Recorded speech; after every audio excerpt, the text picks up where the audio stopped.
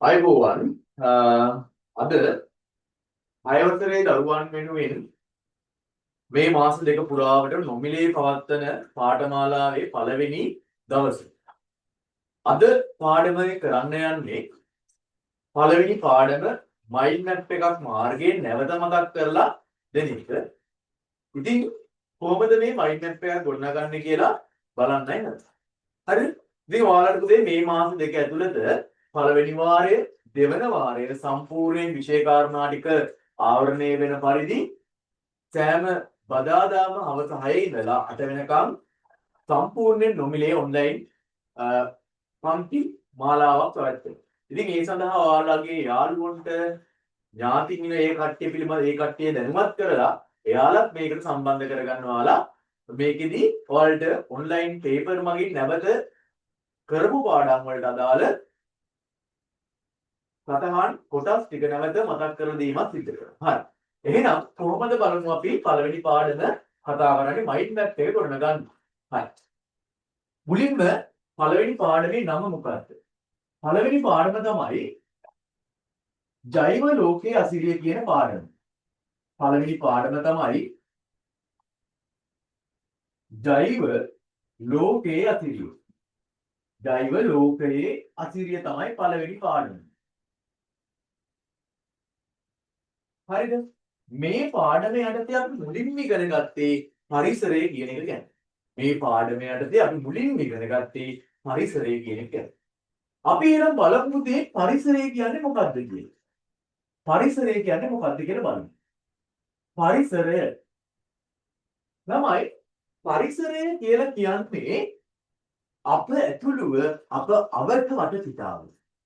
පරිසරය කියලා කියන්නේ අප ඇතුළුව අප අවට වටපිටාවට. එතකොට ඔයාලා බලන්න ඔයාලා පරිසරයේ තියෙන දේවල් දැන් ඔයා ඉන්නේ ඔයාගේ කාමරේ නම් ඔයාගේ කාමරේ වටපිටාව තමයි ඔයාගේ පරිසරය. එහෙනම් පරිසරය කියලා කියන්නේ මොකද්ද? මෙන්න මේ කතාව අපි ලියන්න ඕන. අප ඇතුළුව අප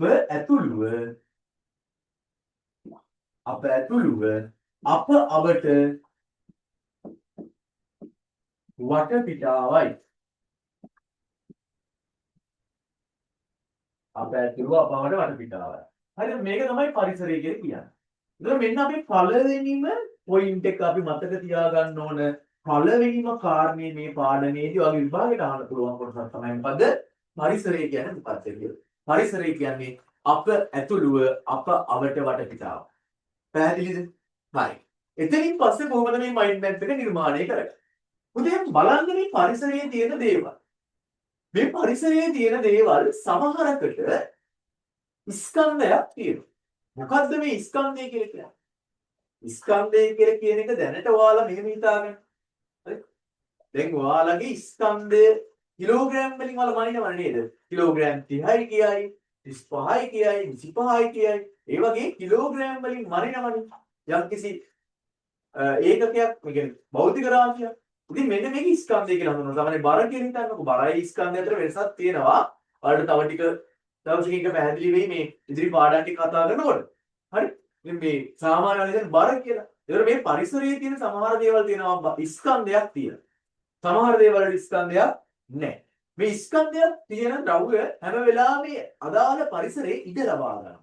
දැන් මට ස්කන්ධයක් තියෙන නිසා පුතේ මම මේ පරිසරයේ මගේ ප්‍රමාණයට මගේ පරිමාවට අදාළව මම ඉඩ ලබාගෙන තියෙනවා. ඒක නිසා මම මෙතන ඉද්දි මාමේ ඉන්න පිහිටීමට තවත් දෙයකට එන්න බෑ.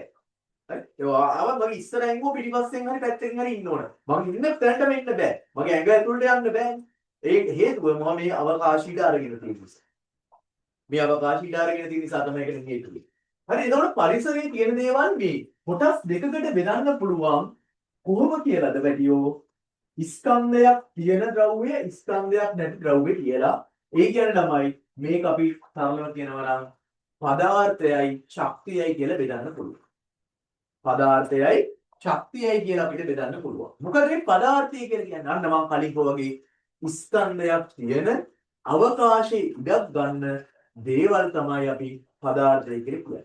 ශක්තිය කියන්නේ ස්කන්ධයක් නොමැති අවකාශයේ ඉඩක් නොගන්නා දේවල් වල. පැහැදිලිද? එතකොට ඔන්න අපි මෙන්න මේ විදිහට අපිට නැවත කොටස් දෙකකට වෙන් කරන්න පුළුවන්. පදාර්ථය ශක්තිය කියලා. පරිසරයේ තියෙන දේවල් කොටස් දෙකකට බෙදන්න පුළුවන් පදාර්ථය හා ශක්තිය කියලා. පැහැදිලිද? උදේ පදාර්ථය. පදාර්ථය කියන්නේ මොනවටද? පදාර්ථය කියලා කියන්නේ මෙන්න මේ කතාව හොඳට මතක තියාගන්න. පදාර්ථය කියලා කියන්නේ ස්කන්ධයක් සහිත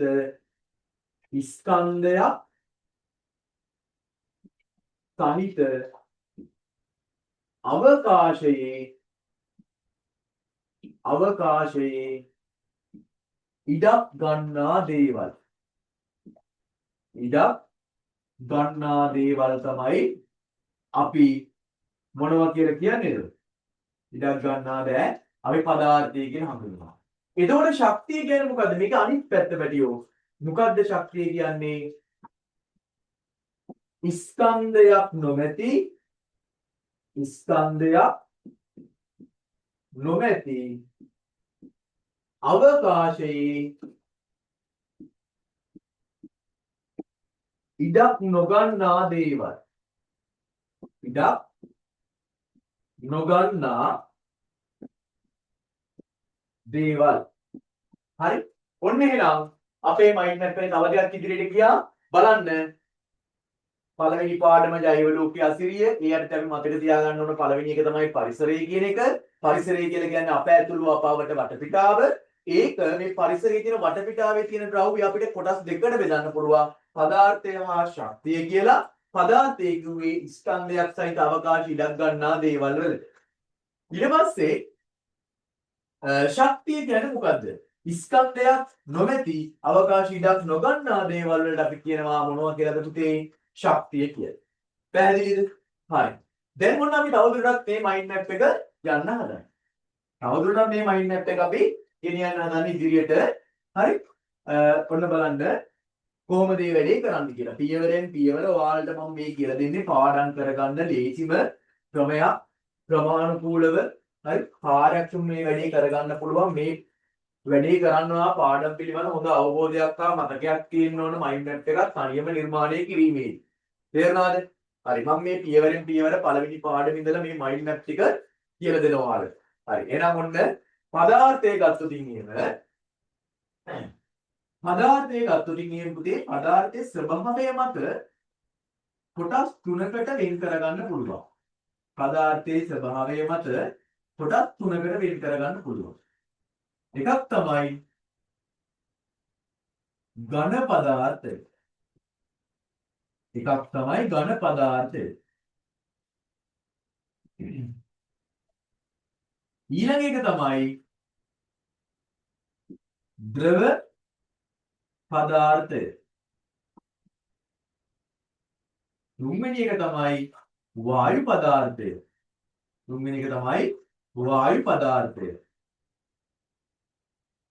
හරි. තුන්වෙනි එක තමයි වායු පදාර්ථය. ළමයි මේක ඇවිල්ලා භෞතික ස්වභාවය අනුව තමයි මේ විදියට බෙදලා තියෙන්නේ. මොනවක් අනුවද මේක බෙදලා තියෙන්නේ? භෞතික ස්වභාවය මත. හරිද? ඒ කියන්නේ අර බාහිරින් බැලුවට පස්සේ පේන දිවි අණුව භෞතික ස්වභාවය අණුව තමයි මේ විදිහට බෙදලා තියෙන පැතිව. ඒ කියන්නේ බලන්න දැඩි ද්‍රව්‍ය තියෙනවනේ. දැඩි ද්‍රව්‍ය. අන්නේ දැඩි ද්‍රව්‍ය වලට අපි කියනවා ඝන පදාර්ථය කියලා. ද්‍රව ಜಾති, දියර ಜಾති තියෙනවනේ. ඒකට කියනවා අපි ද්‍රව පදාර්ථය කියලා කියන්නේ. ඊට පස්සේ මේ විදිහට සම්පූර්ණ අවකාශය පුරා පැතිරලා තියෙන වායු කියලා කියන්නේ පදාර්ථයක්ම තමයි. මොනවද වායු කියලා කියන්නේ? ඔයාලා දන්නවද අපි පොඩි කාලේ ඉඳන් කතා කරන දෙයක් මොනවද? අපි උෂ්ම ගන්නවා ඔක්සිජන් වායුව. නේද? අපි පිට කරනවා කාබන් ඩයොක්සයිඩ් වායුව. ඔයා මෙහෙම නහයි දිගට අත තියලා බලන්න උෂ්ම අරගෙන උෂ්ම පිට කරලා ඔයාගේ අතේ යම් කිසි දෙයක් ගැටෙනවා. හරිද? ඒ ගැටෙන්නේ වාතය. ඒ ගැටෙන්නේ ඇයි? ඔයා ඒ වාතේ ස්කන්ධයක් තියෙන නිසා තියෙන්නේ. තේරුණාද? ස්කන්ධයක් නැති වුණා නම් එහෙම අතට ගැටෙන වාතය අතට ගැටෙනවා දැනෙන්නේ නැහෙනි. දැන් ආලෝකය අතට වැටෙනවා දැනෙනවද නැහෙනි? නේද? ඒ අතට වදින ගතියක් දැනනවද නැහැ? නේද? අතට වදිනවා වගේ කතාව. දැන් අපි ගත්තොත් එහෙම කොළ කෑල්ලකින් අතට ගහනකොට වදිනවා කියලා දැනෙනවා. හරි? මේ විදිහට වාතය පොඩ්ඩක් අතට වදින කතාව වදින සිද්ධිය තියෙනවා. ඉතින් මේ අහන්න වායු පදාර්ථය කියලා කියන්නේ ස්කන්ධයක් තියෙන අවකාශ ඉඩක් ගන්නා දේවල්. ඒක නිසා අපි වායු පදාර්ථය අපි පදාර්ථය කියලා ගන්නේ වාතය ඒක නිසා. මේක අපිට පෙන්වන්න පුළුවන් මෙහෙම. හරි? මෙන්න වායු පදාර්ථයේ ස්කන්ධයක් තියෙන පෙන්වන්න පුළුවන් මේ විදිහට. හරිද? මෙන්න මේ විදිහට පෙන්වන්න පුළුවන් ස්කන්ධයක් තියෙයි කියලා. ඒ වගේම අවකාශ ඉඩක් ගන්නවා කියලා පෙන්වන්නත් පුළුවන්. හරිද? ඔන්න කොහොමද බලමු අපි ස්කන්ධයක් ඇති බව පෙන්වන්නේ. ස්කන්ධයක් ඇති බව පෙන්වන්නේ කොහොමද බලමු. ළමයි ස්කන්ධයක් ඇති බව පෙන්වන්නේ සරල පරීක්ෂණයක් තියෙනවා. මොකද්ද කරන්නේ? ගන්නවා බැලුම් බෝල දෙක. හරි. ඒ බැලුම් බෝල දෙක එකම ප්‍රමාණයට පුරවලා. ඒ කියන්නේ දෙකේම එකම ස්කන්ධයක් තියෙන විදිහට පුරවලා අඩි රූලක් අරගෙන මීටර රූලක් අරගෙන මේ විදිහට දෙපැත්තට ගැටගන්න. හරි. මෙතනින් එක බෝලයක් මෙතනින් තව බෝලයක්. හරිද? දැන් හරියට මේක අර තැටි තරාදිය වගේ. දෙපැත්තේ ස්කන්ධ සමාන නිසා මේක සමතුලිතව එක මට්ටමක මේ විදිහට තියෙනවා. දැන් තැටි තරාදියක් ගැන හිතන්න. ඔන්න තැටි තරාදිය මේ පැත්තේ කිලෝග්‍රෑම් එකක පඩියක් දාලා තියෙනවා. මේ පැත්තේ කිලෝග්‍රෑම් එකක ස්කන්ධයක් බෝංචි දාලා තියෙනවා කියලා හිතන්න. දැන් මේක මේ විදිහට තියෙනවා. හරිද? දැන් කෙනෙක් මේ පැත්තේ තියෙන පඩිය අයින් කරොත් මොකද වෙන්නේ? බෝංචි එක මෙහෙම පල්ලෙහාට ගිහලා පඩිය අයින් කරොත් පැත්ත උඩට යනවා නේද? ඇයි ඒ උනේ? මේ පැත්තෙන් ස්කන්ධය අඩු වෙච්ච නිසා. ඔන්න දැන් බැලුම් බෝල දෙකම මෙහෙම එල්ලලා තියෙනවා. මෙහෙම එල්ලලා තියෙනකොට එකම ස්කන්ධයේ තියෙන බැලුම් බෝල දෙක. ඉතින් මේ පැත්තේ ස්කන්ධයයි මේ පැත්තේ ස්කන්ධයයි සමාන නිසා මේ බැලුම් බෝල දෙක මේ විදිහට තියෙනවා. පැහැදිලිද පුතාලට?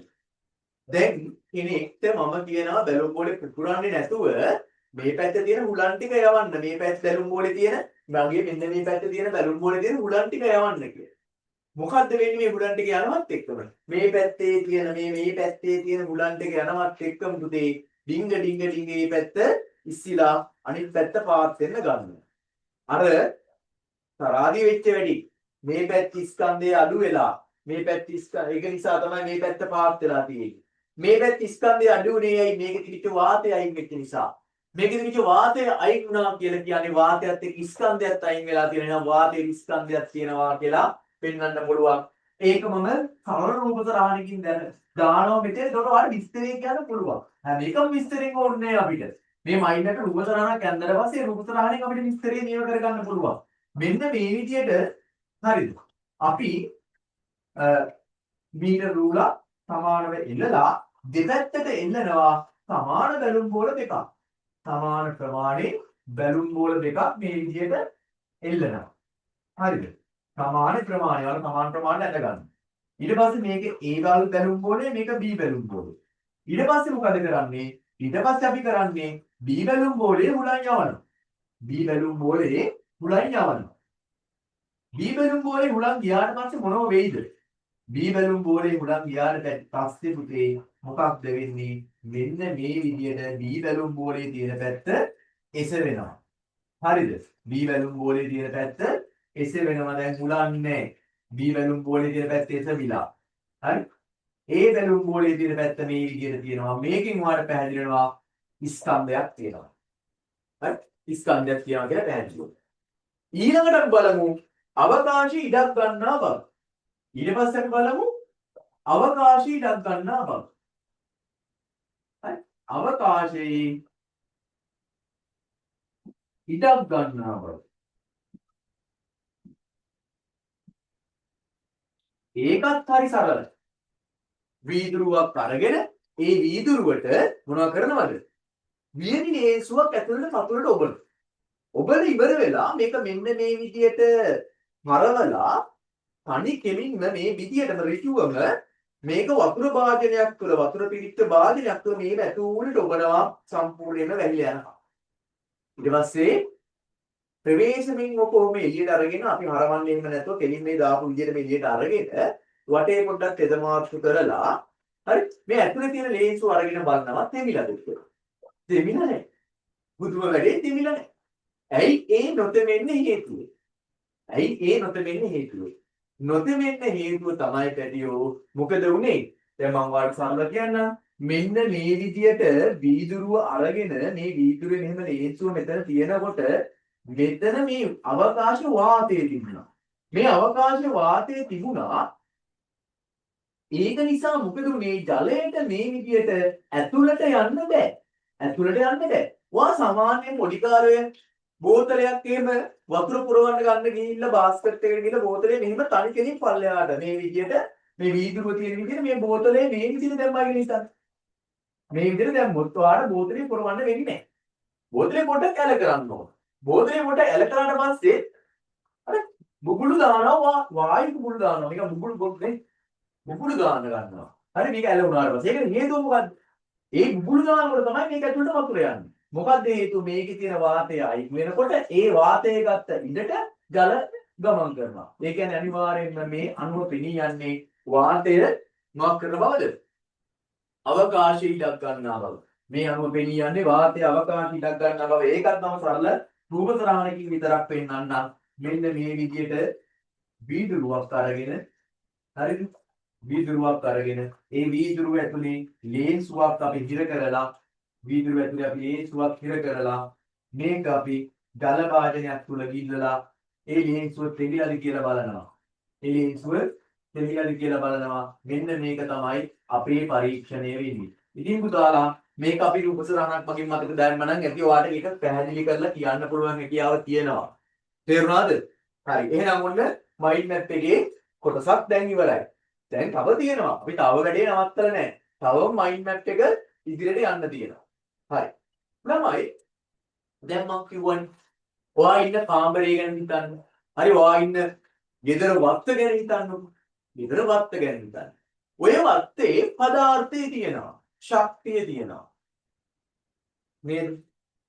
හරි. පදාර්ථය මොනවද? ස්කන්ධයක් තියෙන දේවල් ගෙදර අගස් කොළන් ටික තියෙනවා. බේස් ටික, පුටු ටික, ගෙදර පූසෙක් ඉන්නවා පූසටත් ස්කන්ධයක් තියෙනවා. ඔයාටත් ස්කන්ධයක් තියෙනවා. මටත් ස්කන්ධයක් තියෙනවා. හරි ස්කන්ධයක් තියෙන දවද පදාර්ථය. ඒතකොට ස්කන්ධයක් නැත්තේ මොනවද? මේ වටින් ලැබෙන ආලෝකයේ ස්කන්ධයක් නැහැ. හරිද? වටින් ලැබෙන ආලෝකයේ ස්කන්ධයක් නැහැ. එහෙනම් මේ මෙන්න ස්කන්ධයක් නැති ද්‍රව්‍යයක් තමයි ආලෝකය කියලා කියන්නේ. ඒතකොට ආලෝකය කියන්නේ ශක්තියක්. ඔයාට අවුවට ගියාට පස්සේ රස්නයක් දැනෙනවා. රස්නේ කියලා කියන එක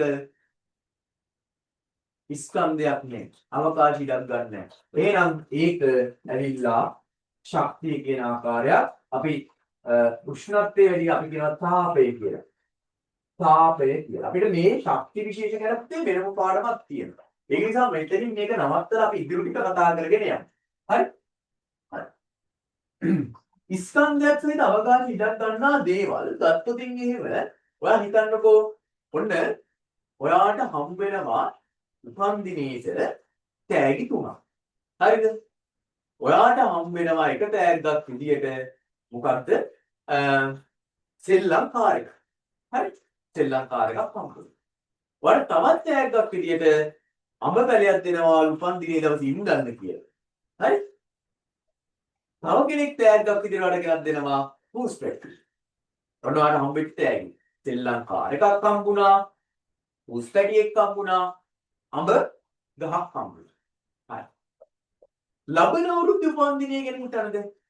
ඔන්න මේ අවුරුද්දේ උපන් දිනේ ඉවර වෙලා ලබන අවුරුද්දේ උපන් දිනේ එනවා. එතකොට සෙල්ලම් කාර් එක තවදුරටත් ඔයා ළඟ තියෙනවා නා. සාමාන්‍යයෙන් නේද? ඔයාලට සෙල්ලම් බඩුවක් අහුවෙලා පළවෙනි සතියේ විතරක් ඔක හොඳට පාවිච්චි කළා ඊළඟ සතිය වෙනකොට ඔගේ කෑලි හොයාගන්න අමාරු නෑ. සමහර දරුවෝ ඉන්නවා ඒක හරි ප්‍රවේශමෙන් පරිහරණය කරනවා. අනිත් එහෙම දරුවෙක් කියලා හිතන්න ඔයා. ඔයාට දැන් හම් වෙනවා මොකද්ද? ලබන අවුරුද්දේ. ඔයා උපන් දිනේ හම්බුනේ. එතෙන්දී ඔයාට හම්බෙච්ච කාර්කයේ ප්‍රමාණය ගැන හිතන්න. ඒකේ වෙනසක් වෙලා තියෙනවද? නෑ නේද? ඒක ඒ විදිහටම තියෙනවා. ඔයාට හම්බෙච්චා ඉන්නපු අමතලයේ ගැන හිතන්න. ඒක අර කලින් දීපු දවසේ විදිහටම තියෙනවද? නෑ. ඒක ප්‍රමාණයෙන් විශාල වෙලා තියෙනවා. හූස් පැටිය ගැන හිතන්න. ඒක ප්‍රමාණයෙන් විශාල වෙලා තියෙනවා. ඒ කියන්නේ පැටියෝ මේ පදාර්ථය නැත්තම් ස්කන්ධයක් සහිත අවකාශ ඉඩක් ගන්නා දේවල් ටික අපිට පුළුවන් කොටස් දෙකකට බෙදන්න. ඒ කොහොමද? සමහර පදාර්ථ තියෙනවා සමහර පදාර්ථයේ තියෙනවා පැටියෝ මොකක්ද වර්ධනය නොවන දේවල්. දැන් මං කිව්වේ සෙල්ලම් කාලේක වර්ධනයක් වුණේ නැහැ. ප්‍රමාණයෙන් විශාල වුණේ නේ. ප්‍රමාණයෙන් විශාල වීම තමයි වර්ධනය කියලා කියන්නේ. වර්ධනය නොවන දේවල් මේ පදාර්ථයේ තියෙනවා.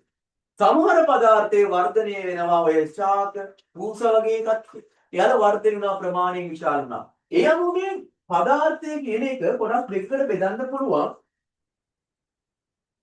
වර්ධනය නොවන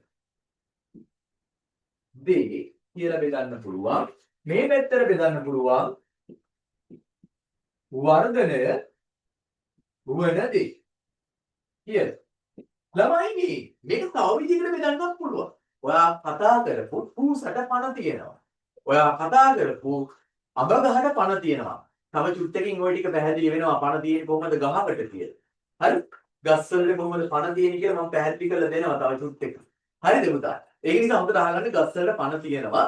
එතකොට මේ වර්ධනය වෙන හැම දෙයකම පණ තියෙනවා. ඒක නිසා අපිට පුළුවන් මෙන්න මේ විදිහට වර්ධනය වෙන දේවල් නැත්නම් වර්ධනය නොවන දේවල් වර්ධනය වෙන දේවල් ලෙස බෙදනවා වගේම පණ නැති දේවල් පණ ඇති දේවල්. ඒ කියන්නේ අජීවීන් ජීවීන් කියලා මේ පරිසරයේ තියෙන කොටස් බෙදන්න පුළුවන්. අජීවීන් ජීවීන් කියලා පරිසරයේ තියෙන කොටස් බෙදන්න පුළුවන්. හරිද? අවුද මේ අජීවීන් කියලා කියන්නේ? ඒකත් අපි දැනගන්න එපා. අපි මේ අජීවීන් කියන කට්ටිය ගැන දැනගන්න එපාද පුතා? හරි? කවුද මේ අජීවීන් කියලා කියන්නේ? අජීවීන් කියලා කියන්නේ පණ නැති දේවල් වලට. පණ නැති දේවල් තමයි අපි අජීවීන් කියලා කියන්නේ. හරිද? මෙන්න මේ ජීවීන් කියන්නේ කවුද එතකොට? ජීවීන් කියලා කියන්නේ පුතේ හරි පණ තියෙන දේවල්. පණ ඇති දේවල් වලට. පණ ඇති දේවල්. පණ ඇති දේවල් තමයි ජීවීන් කියලා කියන්නේ. තේරුණාද? ඔන්න එන මයින්ඩ් මැප් එකේ කොටසක් ගන්න ඉවරයි. ඔන්න බලන්න ආයෙ මතක් කරමු. ජෛව ලෝකයේ අසිරිය කියලා ලිව්වා. පරිසරය කියන්නේ මොකක්ද කියලා හැඳින්නුවා. පරිසරයේ බෙදෙන කොටස් දෙක කතා කරා. පදාර්ථයේ ශක්තියයි පදාර්ථයේ භෞතික ස්වභාවය අනුව ඝන පදාර්ථයේ, ද්‍රව පදාර්ථයේ, වායු පදාර්ථයේ කියලා කතා කරා. මේ ටික ගැන අපි දෙවිලි පාඩමේ කතා කරනවා. ආයසරයක් ඊට පස්සේ පදාර්ථයේ වර්ධනීය දේවල්, වර්ධනය නොවන දේවල් කියලා එහෙම නැත්නම් අජීවීන්, ජීවීන් කියලා අපිට බෙදන්න පුළුවන් වුණා. පැහැදිලිද? හරි.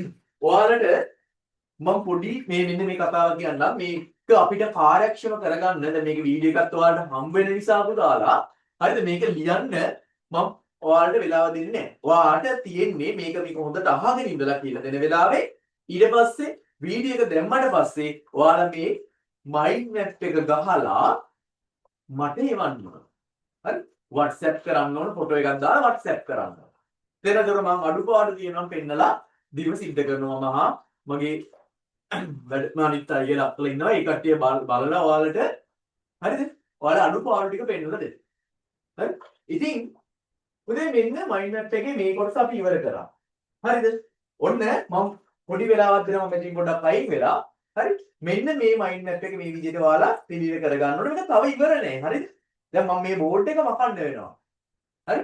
ඔයා මේ මකලා මම කියන විදිහට හොඳට තේරුම් ගන්න. මට මේ බෝඩ් එක මකන්න වෙනවා. මොකද මේකේ ඉතුරු ටික කරන්න මට ඉඳ මදි පල්ලෙහාට ඔයාලට පේන්නේ නැති නිසා දැන් මම හරි මේ බෝඩ් එක මකනවා. මෙන්න මේ විදිහට තියෙන්න ඕනේ. දැන් ඔන්න හරිද පුතා? දැන් අපි මේක මැකුවට ඔයාලා මෙතනින් පස්සේ ඔයාගේ කොලේම තමයි මේ වැඩේ කරන්න ඕනේ. ඔයා පටන් ගන්නකොට මෙන්න මෙතන ඉඳලා. මෙන්න මෙතනින් තමයි ඊතලය යන්නේ. හරිද? මෙන්න මේ වර්ධනය වෙන ජීවීන් කියන එක මෙන්න මේ පැත්තට ඊතලයක් ගිහිල්ලා හරි ජීවි ප්‍රධාන කොටස් තුනකට බෙදෙනවා. ශාක සතුන් සුද්ධ ජීවීන් කියලා. හරි. ඔන්න ඔබ ඊතලයක් යනවා මේ පැත්තට. ශාක සතුන් සුද්ධ ජීවීන් කියලා. ඊට පස්සේ මේ පැත්තට යනවා ජීවීන්ගේ ලක්ෂණ කියලා වෙනම ටිකක්. හරිද? ජීවීන්ගේ ලක්ෂණ පහක් ගැන මේ විදිහට පල්ලෙහාට කියලා කතා කරනවා. එතකොට ඔයා දැන් මෙන්න මේක මෙහෙම කරලා ඉවර වෙලා ආල්කොල ඉවර වෙන්නේ නැහනේ. පොඩ්ඩක් මේ සඳහා මට කියන්න අමතකුණා. ඔයා මේ සඳහා ගන්න ඔය CR ඩබල් පිටුව තියෙන ෆුල් ස්ටැප් කොලේ. හරි? එක දෙක CR ඩබල් පිටුව. හරි? ඒතර A3 කොලයක් වගේ. හරි? A3 කොලයක් අරගෙන මේ වැඩේ කරන්න. එතකොට ඔයාලට තනි කොලේම මුළු පාඩමම මයින්ඩ් මැප් එක ගහ ගන්න පුළුවන්. හරිනේ? ඉතින් එහෙම වුණාට පස්සේ ඔයාලට ඇත්තටම හරි ලේසි පාඩම් කරන්න. ඇයි? ඔයාගේ පොතේ මේ විදියට තියෙන පාඩම් 11 මයින්ඩ් මැප් 11ට ගත්තොත් ඔයාලට තියෙන්නේ තනි පැති 11ක් බලන එක තමයි දිනන්න පොත බලන වෙනුවට පැති 11ක් බලන තමයි ඔයාලට විභාගේ සූදානම් වෙන්න තියෙන. ඒක ලේසි ක්‍රමය. හරිනේ? හරි. දැන් අහන්න පුතා. දැන් ඔයාලට මම කිව්වනේ මෙන්න මේ ටික මම දැන් මකනවා. දැන් ඔයාලා එහෙම කියලා මේ අලුතෙන් එලිමන්ට් එක වෙන පිටුවක ලියන්නේ නැහැ. මෙන්න මෙතන ඉඳන් පටන් ගන්නෙ. වර්ධනය වෙන දේ GV මේ විදිහට බෙදෙනවා මෙහෙම කියනවා කියලා. හරිද? මම වීඩියෝ එක අවසානයේ මම මේක දාන්නම් කොහොමද මේ මයින්ඩ් මැප් එක නිර්මාණය කරේ කියලා ඔයාලට PDF එකක් දාන්න. හරි? ඊට පස්සේ අවසානයේ මේක කරලි වෙලා මම ප්‍රසන්ටේෂන් එකකින් නැවත මම මේක කියලා දෙන්න. හරිද? නැවත කියලා දෙන්න. හරි. ඔන්න දැන් මම මේක මකන්න යන්නේ. හරිද? හරිද?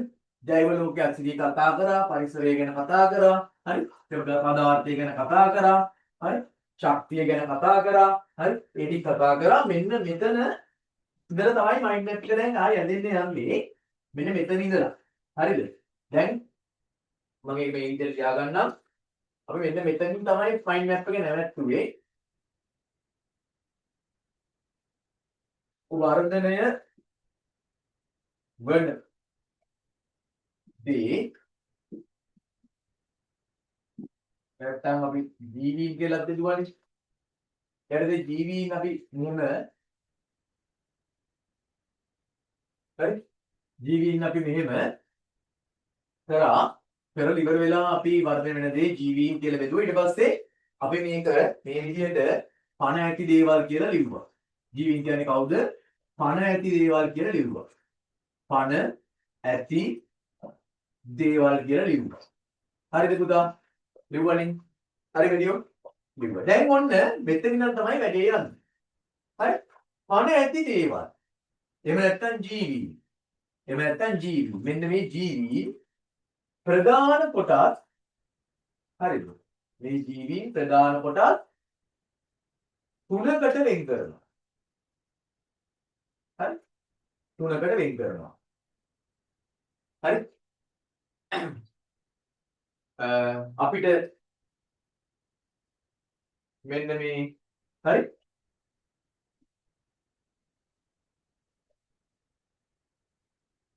හරි? මෙයා දැන් ඔන්න මේ පරිසරයේ ඉන්නවා ජීවි කොටස් තුනක්. එකක් තමයි සතුන්. එකක් තමයි සතුන්. අපි දන්නවනේ උදාහරණ සතුන්ට මොනවද සතුන්ට උදාහරණ පුතේ? දැන් වාරේ උපන්දිනේට හම්බුන පූසා. හරිද? ඊට පස්සේ බාල්ලා ගිරව්. ඒ වගේම අපි සත්ත්ව කාණ්ඩයට අයිති කට්ටිය. ඒ වගේම අපිත් අයිති වෙන්නේ සත්ත්ව කාණ්ඩයට. හරි සතුන්. ඒ වගේම ශාකත් කියන්නේ ජීවීන් පණ තියෙන දේවල්. මෙන්න මේ පණ ඇති දේවල් වල ජීවි ලක්ෂණ ගැන කතා කරනකොට ඒක ඔයාලට තේරෙයි. සතුන් කියන්නේ හරි ශාක කියන්නේ කවුද? පණ තියෙන දේවල් ඔයා ශාක ගැන ඔයාලා හොඳට දන්නවා. තව කොට්ටාසයක් ඉන්නවා. ඒ කොට්ටාසය මොකද්ද? ඒ කොට්ටාසය පියවි ඇසින් පේන්නේ නැහැ. ඒ කියන්නේ අපේ මේ ඇස් දෙකකින් බලා ගන්න බෑ. හරි. ඒ කොට්ටාසය අපිට ඇස් දෙකකින් බලා ගන්න බෑ. හරි? ඒ කට්ටිය අපේ ඇහැට පේන තරම් විශාල නෑ. ඊටාම චූටි. හරිද? පේන්නේ නෑ ඊටාම චූටි. ඉතින් ඒ සඳහා හරි ඒ සඳහා උපකරණයක් භාවිතා කරනවා. මේ කියන PBS එකට පේන්නේ නැති ජීවීන් අපි හඳුන්වන නමක් තියෙනවා. අපි එයාලා හඳුන්වනවා පැටියෝ ශුද්‍ර ජීවීන් කියලා. අපි එයාලා හඳුන්වනවා නමක් ශුද්‍ර ජීවීන් කියලා. ශුද්‍ර ජීවීන් කියලා හඳුන්වනවා. එතකොට මේ ශුද්‍ර ජීවීන් නිරීක්ෂණය කිරීම සඳහා යොදා ගන්නා උපකරණය තමයි මේ තියෙන්නේ. හරිද? ඒක මේ දින අන්වීක්ෂය. හරිද? මේ දින අන්වීක්ෂය. අපි තව දෙයක් මතක් කරන්න ඕන. හරි? මේ පාඩම් වලට අදාළ ප්‍රැක්ටිකල් සෙෂන් එකකුත් ඔයාලට වීඩියෝ මාලාවක් ඔස්සේ කරගෙන එන්න. එතකොට අපි මේ අන්වීක්ෂයෙන් බලලා, හරි මේ අන්වීක්ෂයෙන් බලලා අපි කොහොමද ශුද්‍ර ජීවීන් දැක්කේ කියලා බලමු. හරි? අර පන්ති ළමයි නම් අපේ හැමදාම ප්‍රැක්ටිකල් කරනවා. හරිද? ඒක ඔයාලා දැකලා ඇති මේකේ. ඉතින් අලුතෙන් ආපු සම්බන්ධිත ළමයින්ටත් මේකෙන් තව chance එකක් හම්බ වෙනවා මේ ප්‍රැක්ටිකල් ටික නැවත කරන නිසා. ඉතින් මෙන්න මේක තමයි අන්වීක්ෂය කියලා කියන්නේ. විවිධ වර්ගයේ අන්වීක්ෂය තියෙනවා. මේ එක් අන්වීක්ෂය හරි හැඩයෙන් වෙනස්, හරි ක්‍රියාවලියෙන් වෙනස් තියෙනවා. මේ තියෙන ආලෝක අන්වීක්ෂය. හරි. ඉතින් මේ අන්වීක්ෂය භාවිතා කළත් අපිට බලන්න පුළුවන් සුද්ධ ජීවීන් නිරීක්ෂණය කරන්න පුළුවන්. හරි. ඉතින් මේ සුද්ධ ජීවීන් කියන්නේ කවුද? මෙන්න මේ සුද්ධ ජීවීන් කියලා කියන්නේ පුතේ පියවි ඇසට හරිද? පියවි ඇසට පැහැදිලිව නොපෙනෙන ජීවීන්. නොපෙනෙන ජීවීන් තමයි අපි සුද්ධ ජීවී කියලා කියන්නේ. හරිද? සුද්ධ ජීවීන් හරි ප්‍රධාන කාණ්ඩ පහක් ඉන්නවා. පළවෙනි එක්කෙනා විදිහට අපිට ගන්න පුළුවන් බැක්ටීරියා. කවුද? බැක්ටීරියා. දෙවෙනි එක්කෙනා විදිහට ගන්න පුළුවන් දිලීර. තුන්වෙනි එක්කෙනා විදිහට ගන්න පුළුවන් ඇල්ගි. හතරවෙනි එක්කෙනා විදිහට ගන්න පුළුවන් ප්‍රොටෝසෝවා. පහ විශේෂයි. පහ ජීවි අජීවි අතරමැදි ලක්ෂණ පෙන්නනවා. එයාට අපි කියනවා වෛරස් කියලා. මෙයාලා භයානක ජීවි කොට්ටාසෙ. හරිද? ඔන්න ඔය ටික තමයි තියෙන්නේ. හරි. එතනින් පස්සේ දැන් ඔන්න ඒත් ඉවරයි. දැන් අපි යමු ජීවීන්ගේ ලක්ෂණ ගැන කතා කරන්න. දැන් අපි යමු ඔබට මෙතන නම් පටන් ගන්න ඕනවාලා. අතර ඉස්සෙල්ලා බෝඩ් එකේ දිවිච්ච මයින්ඩ් මැප් එකේ කොටසක් තමයි මේ. ඒ මයින්ඩ් මැප් එකේ මෙන්න මෙතන ඉවර වෙච්ච දේ නම් තමයි මේ පටන් අරගෙන තියෙන්නේ. හරි. දැන් ඔයාලට කියලා දෙන්නේ පුතේ ඉතා වැදගත් දෙයක්. මොකක්ද දන්නවද? මෙන්න මේ කතාව. ජීවීන් අජීවීන්ගෙන් වෙන් කරන ජීවීන්ට විතරක් විශේෂ වෙච්ච ලක්ෂණ ටිකක් තියෙනවා. තේරුණාද?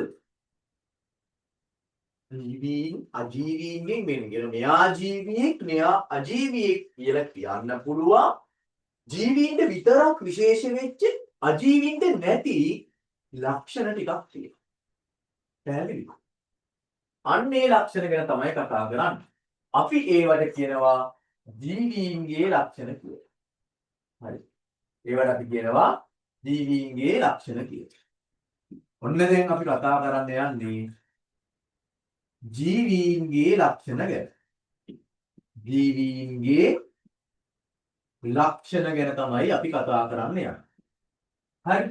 ජීවීන්ගේ ලක්ෂණ පහක් ගැන කතා කරලා පළවෙනි එක නම් බලමු කතා කරගෙන යමු. පළවෙනි ලක්ෂණය තමයි පුතේ වර්ධනය. මොකද්ද වර්ධනය කියලා කියන්නේ? ජීවීන් ප්‍රමාණයෙන් විශාල වීම තමයි වර්ධනය කියලා කියන්නේ. ජීවීන් ප්‍රමාණයෙන් විශාල වීම තමයි අපි වර්ධනය කියලා කියන්නේ. තේරුණාද? වර්ධනය කියලා කියන එක ගත්තොත් එහෙම තව වැදගත් දෙයක් තියෙනවා. වර්ධනයක් ලෙස සලකන්නේ නැවත වෙනස් නොවන ලෙස ජීවී දේහ ප්‍රමාණය විශාල වීම. ඒ කියන්නේ අප්‍රතිවර්තී ලෙස. අප්‍රතිවර්තී කියන වචනේ තේරුම තමයි පුතේ නැවත වෙනස් වෙන්නේ නැති කියන එක. ඒ කියන්නේ වර්ධනයක් කියලා කියන්නේ වැඩිවීමක් කියලා කියන්නේ වැඩි වුණොතින් ආය අඩු වීමක් නම් අපි වර්ධනය කියලා කියන්නේ. දැන් හිතන්නකෝ කෙනෙක් මෙහෙම. හරි. දැන් මම උස යනවා. මගේ උස ආය අඩු වෙන්නේ නේද? ඒ කියන්නේ මේ උස යාම කියන්නේ වර්ධනයක්. ගහක් උස යනවා. වර්ධනයක්. ඒක අඩු වෙන්නේ. ගහ පහතින් වැඩි වෙනවා. වර්ධනයක් ආයි කෙට්ටු වෙන්නේ. තේරුණානේ? හරි. මෙහා එන වර්ධනය කියන්නේ මෙන්න මේ කතාව. වර්ධනය කියලා කියන්නේ පුතේ ජීවීන් හරිද? ජීවීන් ප්‍රමාණයෙන්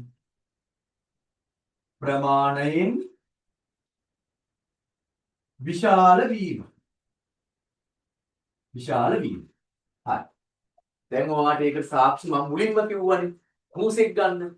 හූස ඔයාලට පැටිය කාලේ කරන අවුරුද්දක් විතර ගියාට පස්සේ ඔයාගේ ප්‍රමාණය වෙනස්. ගහක් ගැන හිතන්න. ඒ ගහේ ප්‍රමාණය වෙනස්. දැන් ශාකවල වර්ධනයයි සතුන්ගේ වර්ධනයයි තව වෙනස්කමක් ඔයාලට උදන බලා ගන්න පුළුවන්.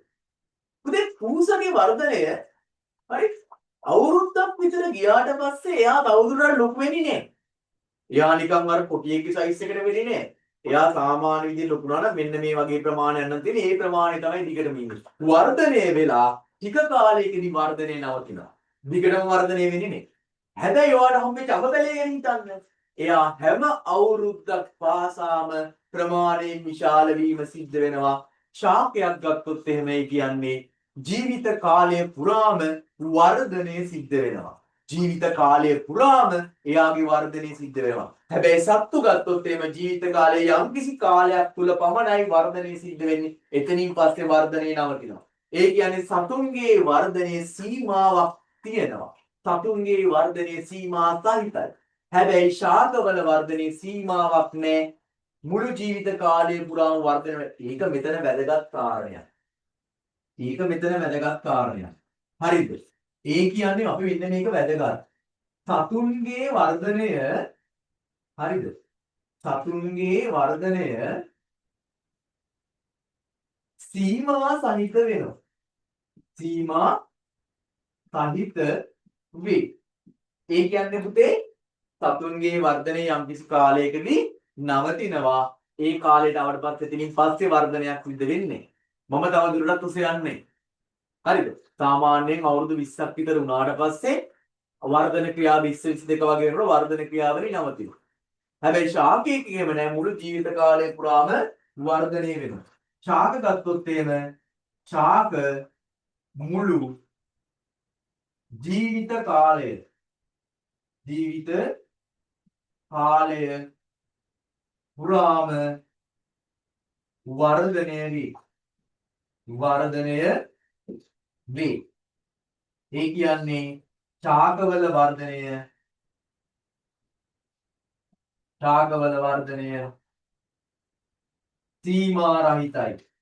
සීමා රහිතයි. හරි? ඔන්න වර්ධනය ගැන අපි කතා කරලා ඉවරයි. දැන් අපි කතා කරන්නේ පෝෂණය ගැන. දැන් අපි කතා කරන්නේ කවුරු ගැනද? පෝෂණය ගැන. හරි? ඔන්න දැන් පෝෂණය ගැන කතා කරන්නේ. දැන් අපි කතා කරන්නේ පෝෂණය ගැන. හරි? හරි. පෝෂණය. හරි. ළමයි මොකද්ද මේ පෝෂණය කියලා කියන්නේ? හරි. ඔයාට ඔන්න රෑ නිදා ගන්නවා. නිදාගෙන ඔයා අවදි වෙනවා. අවදි වෙලා මූණ හොදලා දත් මැදලා මූණ හොදලා ඔයාට මොකද දැනෙන්නේ? සමහරට අවදි වෙලාම දැනෙන්න පුළුවන්. මොකක්ද දැනෙනවද? බඩගින්නක් දැනෙනවනේ. ආහාරවල අවශ්‍යතාවයක් දැනෙනව නේද? ආහාර ඕන කියලා හිතෙනව නේද? බඩගින්නක් දැනෙනවා. හරි? ඒ කියන්නේ මේ ජීවීන්ට පණ තියෙන අයට එයාගේ ජීවිතයේ විවිධ ක්‍රියාවලි සිදු වෙනවා. දේහය ඇතුලේ ජීවිතය කියන පණ තියෙන ටික يعني ජීව ක්‍රියාවලි සිද්ධ වෙනවා. ඒ ජීවිතය පවත්වාගෙන යන්න.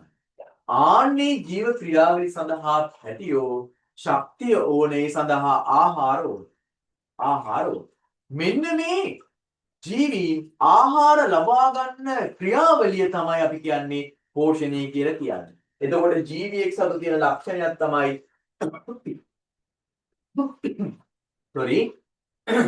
ජීවීන් සතු තියෙන ලක්ෂණයක් තමයි පුතේ මොකද්ද?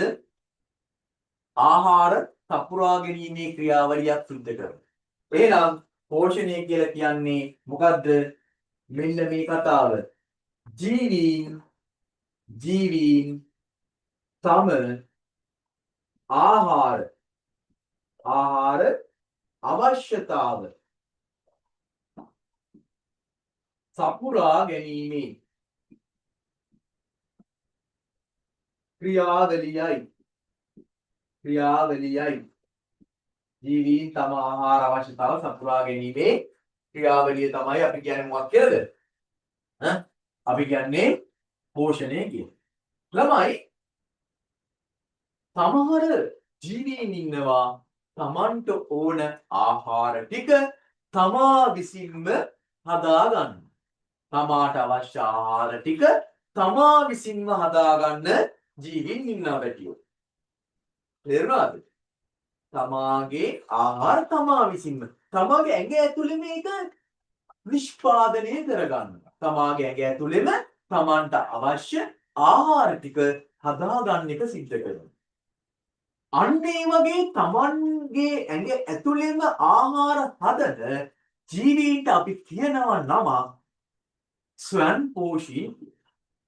එහෙම නොවන අර ස්වයංපෝෂී විසින් හදපු ආහාර අරගෙන ජීවත් වෙන කොට්ටාසයක් ඉන්නවා. එයාලට අපි කියනවා විෂමපෝෂී කියලා. හරි. එතකොට මෙන්න මේ විදියට අපිට මේ පෝෂණය කියන ක්‍රියාවලිය අනුව නැවත ජීවීන් කොටස් දෙකකට වෙන් කරන්න පුළුවන්. නැවත ජීවීන් කොටස් දෙකකට වෙන් කරන්න පුළුවන්. එකක් තමයි විෂමපෝෂී අනිත් එක තමයි ස්වයංපෝෂී.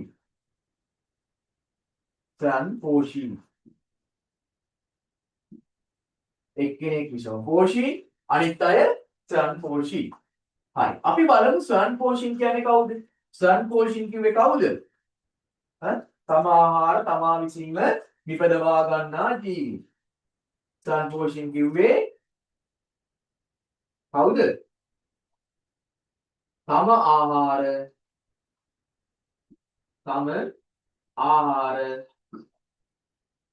තමා විසින්ම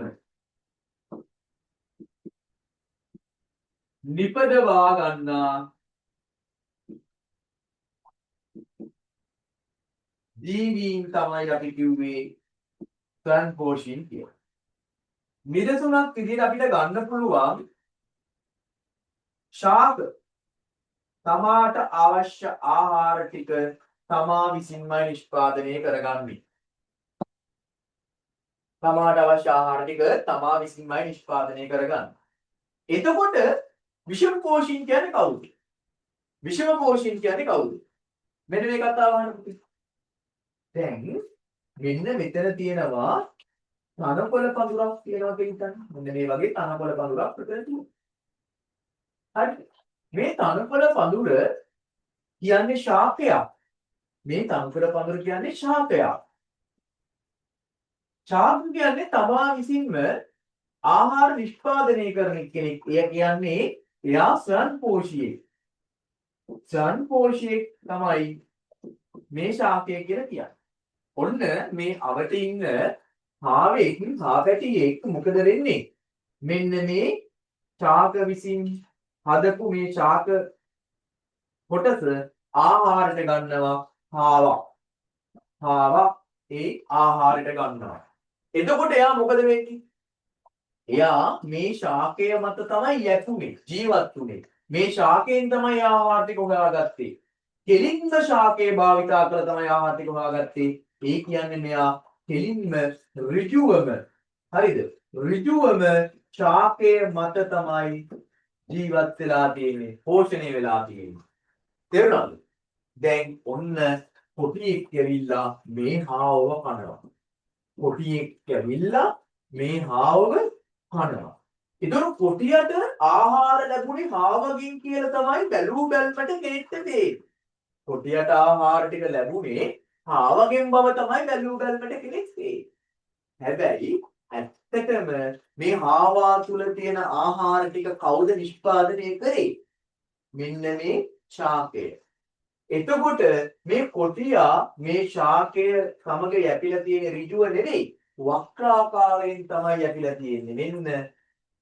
මෙන්න මේ විදිහට වක්‍රව තමයි යැපිලා තියෙන්නේ.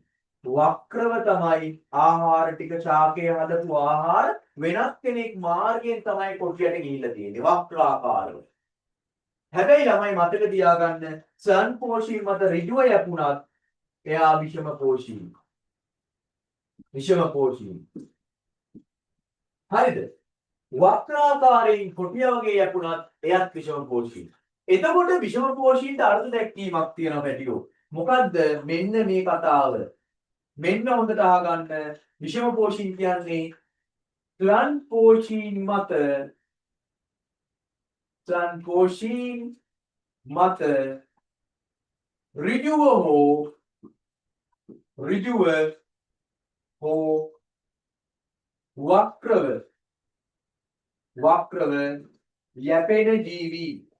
යැපෙන ජීවීන්ට තමයි අපි කියන්නේ කවුරු කියලාද විෂම පෝෂීන් කියලා කියන්නේ. ඒක ඔයාලට මේකෙන් හොඳට පැහැදිලි වෙනවා. මේකෙන් හොඳට පැහැදිලි වෙනවා. තව දෙයක් ඔයාලට මම සාමාන්‍ය ජීවිත උදාහරණයක් කියන්නම්. ඔන්න යාළුවෝ 3 දෙනෙක් ඉන්නවා. හරි. මෙන්න මෙහෙම එකම ඩිස් එකේ යාළුවෝ 3 දෙනා ඉන්නවා. ඔයාලා 3 දෙනා හිතන්නකෝ. හරි. දැන් මෙයා ගාව විතරයි මකණයක් තියෙන්නේ. මේ කාගේවත් ගාව මකණයක්. හරි. ඉතින් මොකද කරන්නේ? මේන මෙයාට මකණ උනලා මෙයා මකණේ ගන්න. දැන් මෙයා ගාව මකණේ තියෙනවා. මෙයා මොකද කරන්නේ? මෙයා මෙයාගෙන් අරගන්න. මෙයා මේ මකනේ මෙයාගෙන් අරගන්න. එතකොට බලන් හිටිය කෙනෙක්ට පේන්නේ මෙයාගේ මකනෙන් මෙයා වැටුවා වගේ. හැබැයි ඇත්තටම හොයාගෙන යද්දී මේ මකනේ මුලින්ම මෙයාගේ. එතකොට මෙයා භාවිතා කරලා තියෙන වෙනත් කෙනෙක් අරගත්තට පස්සේ එයා භාවිතා කරලා තමයි මෙයා භාවිතා කරලා තියෙන්නේ. ඒ කියන්නේ වක්‍රාකාරයෙන් තමයි යා මකනේ අරගෙන තියෙන්නේ. ඉතින් ඔය විදිහට අපිට පුළුවන් මොකද්ද විෂම පෝෂීන් අර්ථ දක්වන්න මොකද්ද සංකෝෂීන් මත ඍජුවම හෝ වක්‍රව යැපෙන ජීවීන් අපි කියනවා විෂම පෝෂීන් කියලා. හරි එහෙනම් විෂම පෝෂීන් ගැන කතා කරා පෝෂණය ගැන කතා කරා. තව විශේෂ දෙයක් තියෙනවා කතා කරා. මොකක්ද දන්නවද? සංපෝෂීන් ආහාර නිෂ්පාදනය කරන ක්‍රියාවලියක් තියෙනවා. හරි? ඒ ක්‍රියාවලියට කියන නම තමයි ප්‍රභා සංශ්ලේෂණය. ප්‍රභා සංශ්ලේෂණය ගැන ලියන්න ඕන මෙන්න මෙතන පැටියෝ. හරිද? මෙතන තමයි ලියන්න ඕන. හැබැයි මෙතන ලියනකොට මට ඊට මදිනේ. හරි? පේන්නේ නැහැ. මම මෙතනින් ලියනවා. ඔයාලා මයින්ඩ් මැප් එකේ මෙන්න මෙතන තමයි ලියා ගන්න ඕන. පැහැදිලිනේ? මයින්ඩ් මැප් එකේ මෙන්න මෙතන තමයි ලියන්න ඕන. හැබැයි මම දැන් මෙතන ලියනවා. හරි? ප්‍රභා සංශ්ලේෂණය ගැන විස්තරේ මෙන්න මෙතන මම ලියනවා. මේ ලියන එක ඔයාලා අනිවාර්යෙන් කොතෙන්ද දාන්න ඕන? ඒක දාන්න ඕන මෙන්න මෙතෙන්ට. මෙතෙන්ට තමයි දාන්නේ. තේරුණානේ? හරි. අපි බලමු ප්‍රභා සංශ්ලේෂණය කියන්නේ මොකක්ද කියලා. හරි මම ඔයාලට කියලා දෙනවා ප්‍රභා සංශ්ලේෂණය කියන්නේ මොකක්ද කියලා. මේ ශාක හරි අපූර්ව ක්‍රමයකට තමයි එයාට ඕන ආහාර ටික හදාගන්නේ. ශාක එයාගේම ක්‍රමයක් භාවිතා කරනවා ආහාර ටික හදාගන්න. එයා ආහාර හදාගන්න යොදා ගන්නවා අමුද්‍රව්‍ය. හරි. ඒ තමයි ජලය කියන අමුද්‍රව්‍යයයි කාබන් ඩයොක්සයිඩ් කියන වායුමය අමුද්‍රව්‍යය. දැන් මෙන්න මේ විදිහට ගහක් තියෙනවා. හරිද? මේ ගහේ මම කොළයක් ටිකක් ලොකුවට අඳිනවා. ගහේ පත්‍රයක් ටිකක් ලොකුවට අඳිනවා. හරිද? මේ තියෙන ගහේ පත්‍රයක් මම ටිකක් ලොකුවට අඳිනවා. හරි. දැන් මේකේ මූල මණ්ඩලයේ තියෙන පොළොවේ යට. හරි. මුල් පැතිරලා තියෙන පොළොවේ යට. ඔය විදිහට. මේ ශාක මුල් මගින් මේ පොළවේ තියෙන ජලය. හරිද? පොළවේ තියෙන ජලය උරාගෙන ඉවර වෙලා මොකද කරන්නේ? ඒ ජලය මෙන්න මෙහෙම මුල් දිගේ ඔහොම ගිහිල්ලා මේ ශාක පත්‍රයේ විතර ගමන් කරනවා. තේරුණාද? ඊට පස්සේ මේ වායු ගෝලයේ තියෙන පුතේ වායු වර්ග ගොඩක්. නයිට්‍රජන් කියලා වායු වර්ගයක් තියෙනවා. ඔක්සිජන් කියලා වායු වර්ගයක් තියෙනවා. කාබන් ඩයොක්සයිඩ් කියලා වායු වර්ගයක් තියෙනවා. ඔය වගේ වායු වර්ග තියෙනවා. මෙන්න මේ පත්‍රවල පිටිපස්සේ ඇහැට පේන්නේ නැති සිදුරු විශේෂයක් තියෙනවා. අපිට අන්වීක්ෂයෙන් බලන්න පුළුවන් ඒවට කියනවා පූටිකා සිදුරු කියලා. මෙන්න මේ සිදුරු වලින් මෙයාලා මොකද කරන්නේ? වායු වර්ගයක් තියෙනවා. අන්නේ වායු වර්ගය මෙයා ඇදලා ගන්නවා ඇතුළට. මේ වායු කියන නම තමයි කාබන් ඩයොක්සයිඩ්.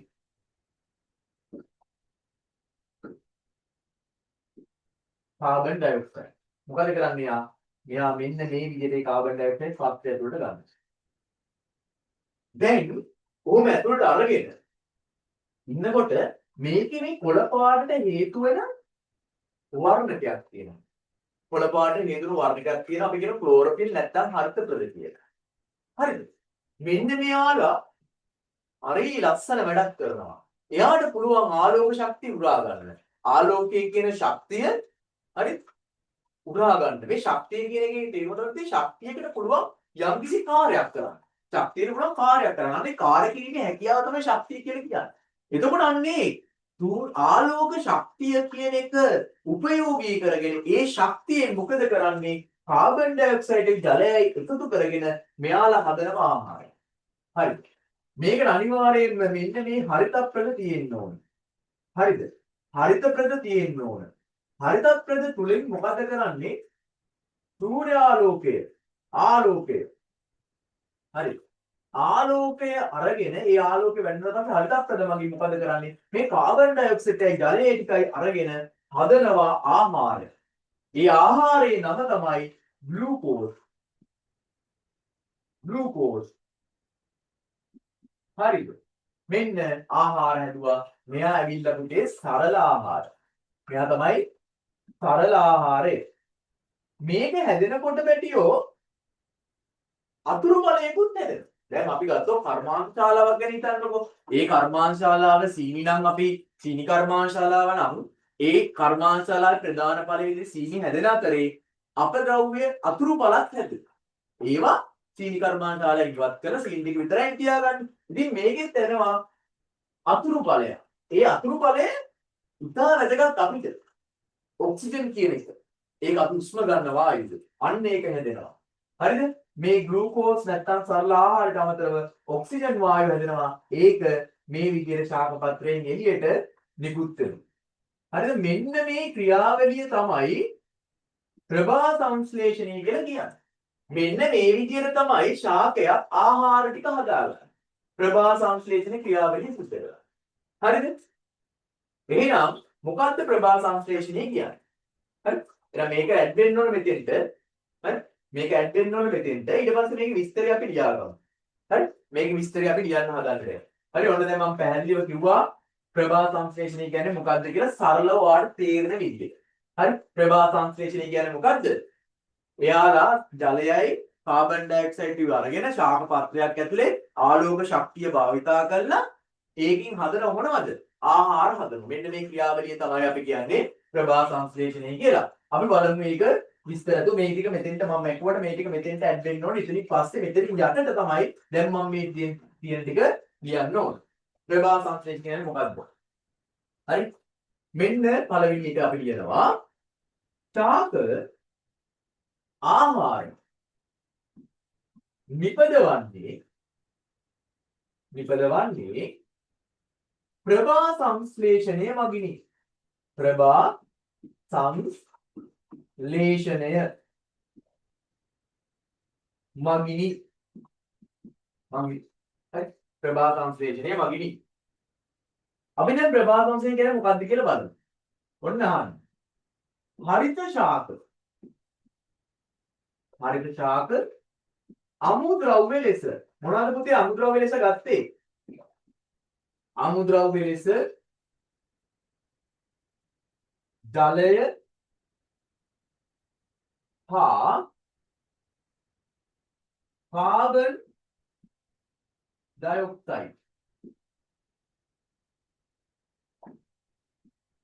කාබන් ඩයොක්සයිඩ් ගෙන සූර්ය ශක්තිය නැත්නම් සූර්යාලෝකය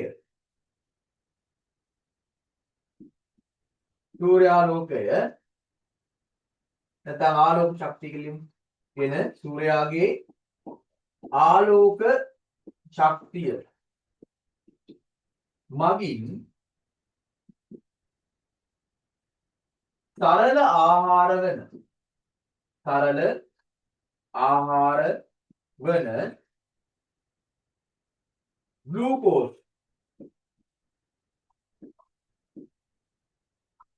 හා ඔක්සිජන්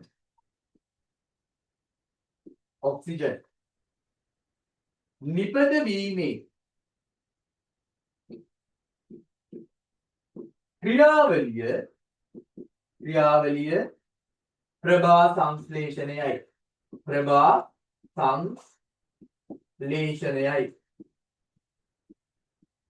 ප්‍රභා සංශ්ලේෂණයයි. හරි? ඔන්න ඒක තමයි ඔය තියෙන්නේ. එතකොට ඔයාලට මේ ටික මෙන්න මෙතෙන්ට ඇඩ් කරගන්න ඕන. මෙන්න මේ ටික ඔයාලා වීඩියෝ එක පොඩ්ඩක් නවත්තලා මේ ටික ඇඩ් කරගන්න. හරිද? මේ ටික ඇඩ් කරගන්න. හරි. එතනින් පස්සේ ඊළඟ එක යමු. හරි? අන සම්පෝෂීන් විෂම් පෝෂීන් ගැන කතා කරා. කවුද විෂම් පෝෂීන් උදාහරණ ලියලා නැහැ නේද? විෂම් පෝෂීන් කවුද? සතු සතුන් වර්ගයි තියෙන්නේ විෂම පෝෂිත උදාහරණ සතුන්. හරිද? සතුන් විෂම පෝෂිත උදාහරණ. පැහැදිලිද පුතාලට? හරි. මම ආයි කියලා වැටියෝ මේ අහන්න මේ තියෙන මයින්ඩ් මැප් එක මගින් ඔයා භාවිතා කරනකොට මේක හොඳට ඇන්දතින් ඔයා තනියම ඇන්දතින් ආයිසරයක් මේක බැලුවතින් ඔයාට මේ පාඩම හොඳටම තේරුණා. සුපිරියටම තේරුණා. සුපිරියටම මතක ඉන්නවා. හරිද? මේ ක්‍රමයේ දිගටම භාවිතා කරන පාඩම් 11ටම මයින්ඩ් මැප් එක කියලා දුන්නා. හරිනේ? ඒතර මේ මාස දෙක පුරාවට අපි පළවෙනි වාරයට අදාළ මයින්ඩ් මැප් ටික ගහලා මතක් කරනවා. දෙවෙනි වාරයට අදාළ මයින්ඩ් මැප් ටික ගහලා මතක් කරනවා. ඒ වගේම සතියකට සැරයක් පේපරයක් දානවා. ඒ පේපරේ මගින් නැවත මතක් කිරීමක් සිද්ධ කරනවා. ඒක ඔයාලට ඔන්ලයින් ලියන්න තියෙන. ඒක ඒ වෙලේ ඔන්ලයින් එක කරාට පස්සේ ඔයාලටම ලකුණු බලා ගන්න පුළුවන් වෙනවා. හරි? හරි. එහෙනම් ඔන්න ඔය කතාව. දැන් අපි යමු මේ නම් පුතේ අතන චිත්‍රයක් ඇඳුනා. ඒ චිත්‍රෙට ඇති මෙන්න මේ ටික ලියවෙන්න ඕන. ඊට පස්සේ දැන් ඔන්න මම ඊළඟ ඊට යමු. යන්නයි හදන්නේ. ඊළඟ ඊට යන්න හදන්නේ. හරිද? ඊළඟ ලක්ෂණය ගැන කතා කරන්න යන්න හදන්නේ. ඊළඟ එක තමයි පුතේ ජීවීන් සතුව තියෙන ලක්ෂණයක් තමයි. හරිද? ඊළඟට ජීවීන් සතුව තියෙන ලක්ෂණයක් තමයි ශ්වසනය කියන එක. ශ්වසනය. ජීවීන්ගේ විවිධ ක්‍රියා තියෙනවා. හරි? ක්‍රියාකාරකම් වෙනවා.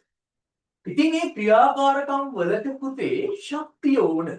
මේ ක්‍රියාකාරකම් වලට මොනවද ඕන? ශක්තිය ඕන.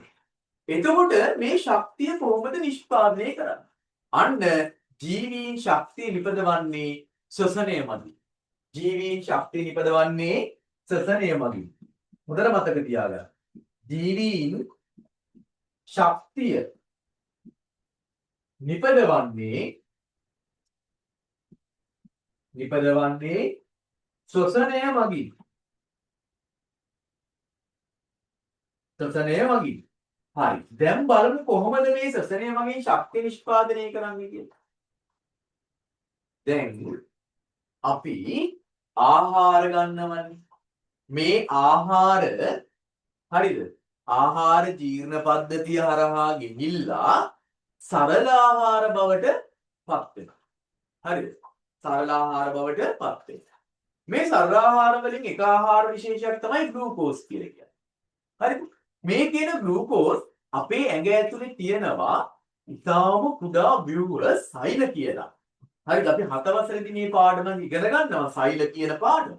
මෙන්න මේ සෛල ඇතුලේදී මේ කියන සරල ආහාර අපි උෂ්ණ ගන්න ඔක්සිජන් වායුවත් එක්ක ප්‍රතික්‍රියා කරලා හදනවා ශක්තිය.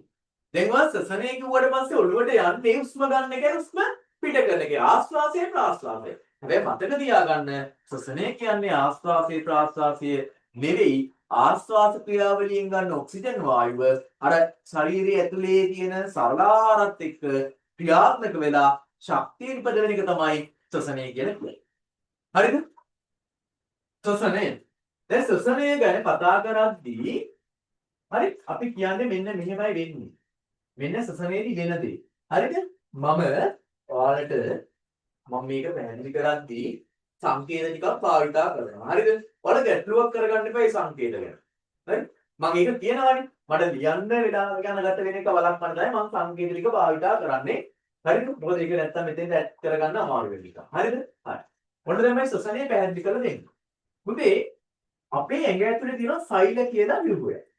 හරිද? මේ සෛලය ඇතුළට හරිද? සරල ආහාර වන ග්ලූකෝස් ගමන් තියෙනවා. ග්ලූකෝස්. හරිද? මේ ග්ලූකෝස් තියෙනවා. ඊට පස්සේ අපි ආශ්වාස වාතය මගින් ඔක්සිජන් කියන වායුව අපේ ඇඟට ලැබෙනවා. එතකොට මේ ඔක්සිජන් මේ ග්ලූකෝස් එකට ගැටීම නිසා ග්ලූකෝස් ඔක්සිජන් එකට දහනය වෙලා නිෂ්පාදනය වෙනවා ශක්තිය. තේරෙනවද? ග්ලූකෝසුයි ඔක්සිජනුයි ගැටීම නිසා ශක්තිය නිෂ්පාදනය වෙනවා. මෙන්න මේ ශක්තිය භාවිතා කරලා තමයි ජීවීන්ගේ විවිධ කාර්යභාර සිද්ධ කරන්නේ. ජීවීන්ගේ විවිධ කාර්යයන් සිද්ධ කරන්නේ මේ ශක්තිය භාවිතා කරලා.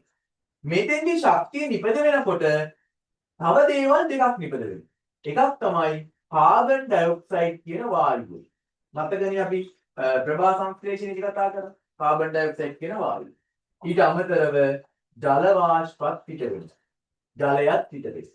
ඒව කොහොමද පිට වෙන්නේ? ඒව හැදෙනවා. හැදුනට පස්සේ ඒවා අපේ ප්‍රාස්වාද පිට කරනකොට ඒ ටික පිට වෙලා යනවා. හරි? උෂ්ම පිට කරනකොට ඒ ටික පිට වෙලා යනවා. හරි? එතකොට ඔන්න දැන් ඔන්න ඉතින් කතා කරා. දැන් අපි මේකට මේක ඇඩ් කරගෙන යමු. මෙයා ඔන්න දැන් ඔන්න ශ්වසනය ගැන කතා කරන්න යන්නේ. ශ්වසනය ගැන ලියන්න ඕන මෙතන පල්ලෙහායි. හරිද? ශ්වසනය ගැන ලියන්න ඕන මෙතන පල්ලෙහායි පුතේ. හරි? ශ්වසනය ගැන ලියන්න ඕන මෙතන පල්ලෙහායි. හරි? මෙන්න මෙතනින් තමයි ලියන්න ඕන. හැබැයි මට මෙතන ලියන්න ඉඩ මදි නිසා මම මෙතන ලියනවා. ඔයාලා එතකොට මොකක් කරන්නද? මෙතෙන්ට ඇඩ් කරගන්න ඕන ශ්වසනය ගැන කියන ක්‍රියාවලිය. හරිද? මම මෙතෙන්ට මේ විදිහට ලියාගෙන යනවා ශ්වසනය ගැන. හරි? මෙතන බලන්න මේ ගන්නවා වගේ. හරි? ශ්වසනය ගැන මෙතන ලියාගෙන යනවා. හරි. ශ්වසනය කියන්නේ මොකක්ද කියලා බලමු.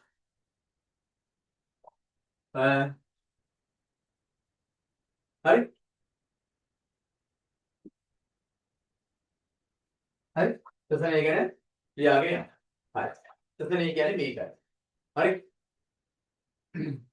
මේකෙදී අපි ශ්වසනය කියන කොටසේදී අපි දැනගන්න ඕන ආශ්වාස ගැන ප්‍රාශ්වාස ගැන ශ්වසන චලන ගැන. හරි. ඔන්න ওই ටික තමයි මෙතන විස්තරයෙන් ලියන්නේ. හරිද? ඔන්න ශ්වසනය කියන එක හඳුන්වනවා. හරි? ඔන්න ශ්වසනය කියන එක හඳුන්වනවා. හරි? අපි ශ්වසනය කියන එක හඳුන්වන්න හදන්නේ. මාත් එක්කම කියනකොට කියමු. සරල ආහාර. ආහාර ඒ කියන්නේ ග්ලූකෝස්. ඒ කියන්නේ ග්ලූකෝස්. සරල ආහාර. හරි. ඔක්සිජන් වායුව සමග ඔක්සිජන් වායුව සමග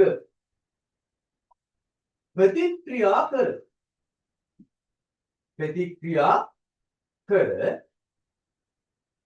ශක්තිය නිපදවීම නැත්නම් ශක්තිය නිපදවීමේ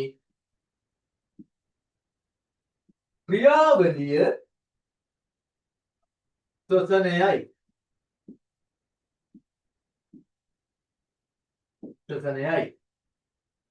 ශ්වසනයේ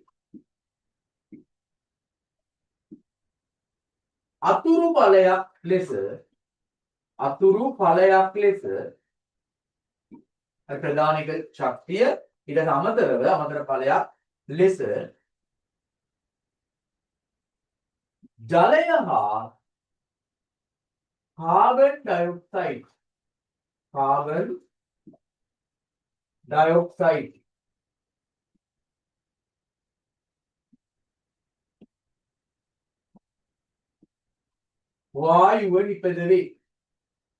වායුව නිපද වේ.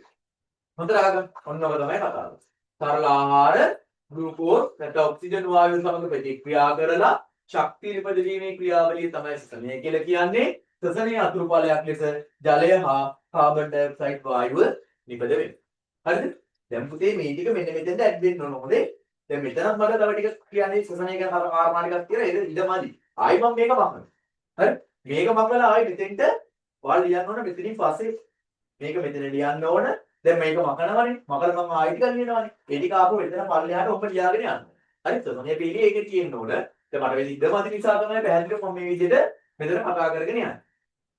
තේරුණාද? හරි. සරල ආහාර ඔන්න කතාව තියෙනවා. දැන් එහෙනම් ඒකෙ දෙන්න යමු. දැන් ඊළඟට මේක අපි ඊළඟට කතා කරන්න ඕන ආස්වාස ක්‍රියාවලියයි ප්‍රාස්වාස ක්‍රියාවලියයි ගැන. ආස්වාස ක්‍රියාවලියයි ප්‍රාස්වාස ක්‍රියාවලියයි ගැන කතා කරන්න ඕන. හරි? ආස්වාස ක්‍රියාවලියයි ප්‍රාස්වාස ක්‍රියාවලියයි ගැන කතා කරන්න ඕන. හරි. අපි බලමු ආස්වාස ක්‍රියාවලිය කියන්නේ මොකක්ද?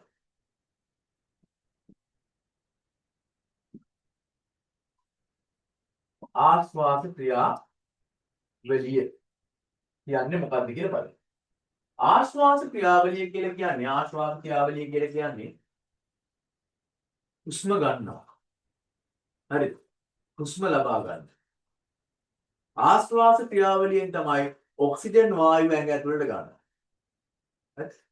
හුස්ම ගැනීම. අපිට කියන්න පුළුවන් මොකද්ද? හුස්ම ගැනීම කියලා. හුස්ම ගැනීම කියලා කියන්න පුළුවන්. හරිද? තව දෙයක් කියන්න පුළුවන්. හරි? හුස්ම ගැනීම කියලා කියන්න පුළුවන්. මෙම ක්‍රියාවලියෙන් තමයි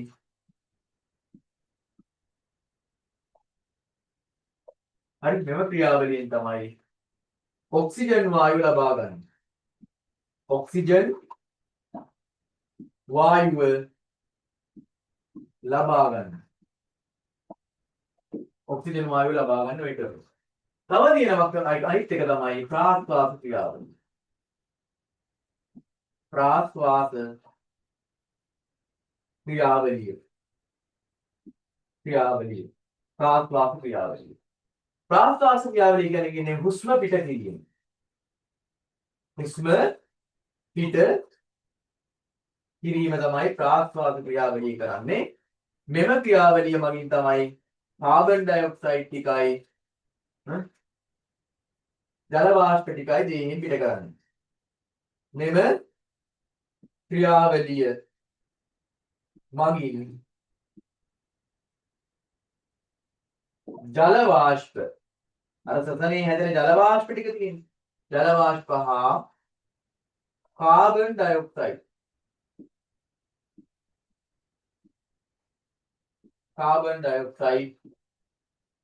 හරි කාබන් ඩයොක්සයිඩ් දේහෙන් බැහැර කරමු. දේහෙන් බැහැර කරා. දේහෙන් බැහැර කරමු. පැහැදිලිද? මෙන්න මේ ආශ්වාස ප්‍රාශ්වාස ක්‍රියාවලිය නිසා සතුන්ගේ වෙන විශේෂ සිදුවීමක්. සසන චලන කියන ක්‍රියාව.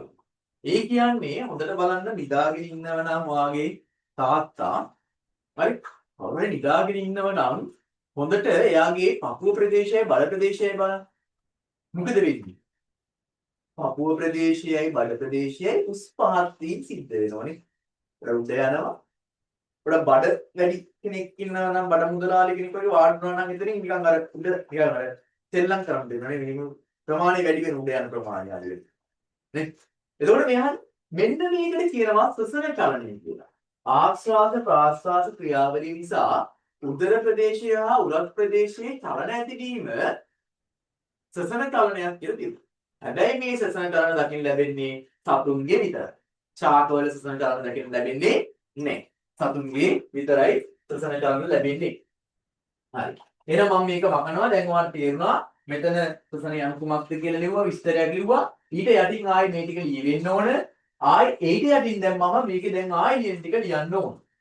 හරිද? ඒක යටින් ආයි මම මේ ටික ලියන්න ඕන. හරි? හතර අහගන්න. තව චුට්ටයි තියෙන්නේ. කොහොම යමු. හරි? හතර අහගන්න. තව චුට්ටයි තියෙන්නේ ඒක කොහොම යමු. හරි? සසන චලන. සසන චලන. මොකක්ද සසන චලන කියලා කියන්නේ? සසන චලනයක් කියලා කියන්නේ ආශ්වාස හා ප්‍රාශ්වාස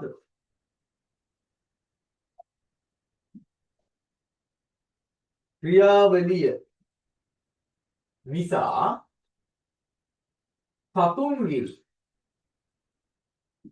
සතුන්ගේ උදර කියන්නේ බඩ හා පපු ප්‍රදේශයේ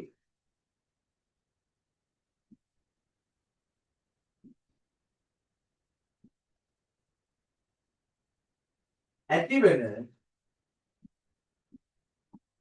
චලන අපි හඳුනන උස්පාතී චලන අපි හඳුනනවා සසන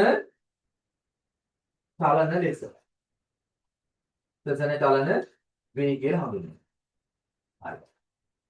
දැන් ඊළඟට තව ටිකක් තියෙනවා. එහෙනම් එකක් මේක මෙතෙන් දෙන්න ඕන. ඒකත් මේක මෙතන පල්ලෙහාට එන්න ඕන. සසන චලනයක් කියන්නේ මොකක්ද කියලා. තව විශේෂත්වයක් තියෙනවා මොකද්ද? සසන චලන දක්න ලැබෙන්නේ සතුන්ගේ පමණි. සසන චලන දක්න ලැබෙන්නේ කාගේ විතරද? සසන චලන දක්නට ලැබෙන්නේ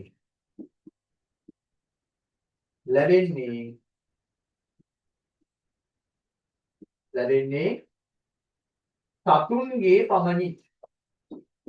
සතුන්ගේ පමණි. ඡාපවල නැහැ.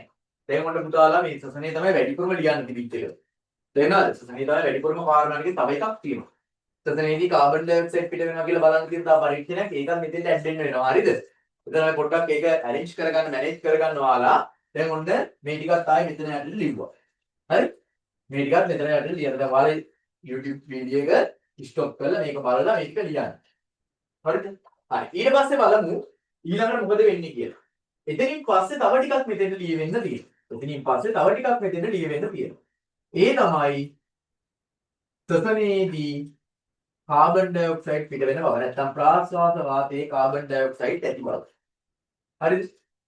ප්‍රාශ්වාස වාතයේ කාබන් ඩයොක්සයිඩ් ඇති බව.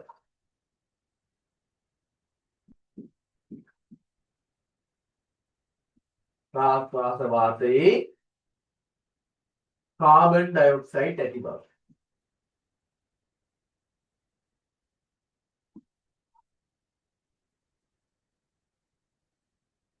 ඇති බව.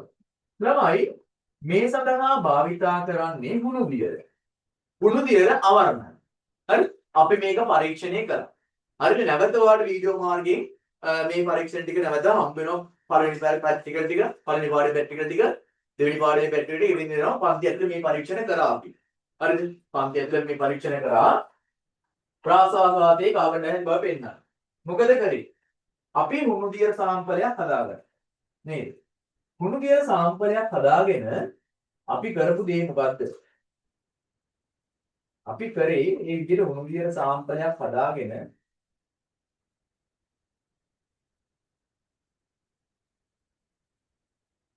අර මෙතන ඉඳ මදිකටිය මුදින්න මම එහෙම ගන්නම්. මේ විදිහට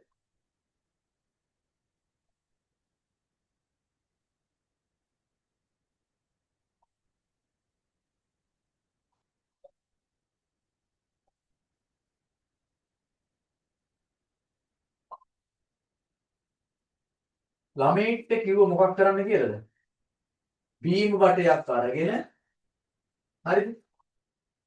හුණු දියර සාම්පලයට මොනව කරන්න කිව්වද? බීම් වටයක් අරගෙන හුණු දියර සාම්පලයට මොනව කරන්න කිව්වද? පිඹින්න කියලා කිව්වා. පිඹින්න කියලා කිව්වා. හුණු දියර තුලට පිඹින්න කිව්වා බෝඩ බුබුලු ගානකම්. බුබුලු ගානකම් හුණු දියර තුලට පිඹින්න කියලා කිව්වා. හරිද? මෙහෙම හුණු දියර වල පිඹිනකොට මෙතන තිබුණේ මොනවද? අවර්ණ හුණු දියර. මෙතන තිබුණේ මොනවද? අවර්ණ හුණු දියර. අවර්ණ හුණු දියර. අවර්ණ හුණු දියර තිබුණා. හරි? පිඹන බලන්න මොකද්ද වෙන්නේ? මෙහිදී වෙන්නේ මොකද්ද? මෙහිදී අවර්ණ හුණු දියර. අවර්ණ හුණු දියර කිරි පැහැවේ. කිරි පැහැවේ. ළමයි අවර්ණ හුණු දියර කිරි පැහැ කරන්න පුළුවන් වෙන්නේ කාබන් ඩයොක්සයිඩ්. ඒ කියන්නේ කාලා පිඹ වාතයේ කාබන් ඩයොක්සයිඩ් තිබුණ නිසා තමයි අවර්ණ හුණු දියර කිරි පාටට හැරුනේ. අවර්ණ හුණු දියර කිරි පාටට හැරුනේ මොකක් නිසාද? මෙන්න මේ කියන ප්‍රාශ්වාස වාතයේ පිට කරපු වාතයේ කාබන් ඩයොක්සයිඩ් ඇති නිසා. එම නිසා ප්‍රාශ්වාස වාතයේ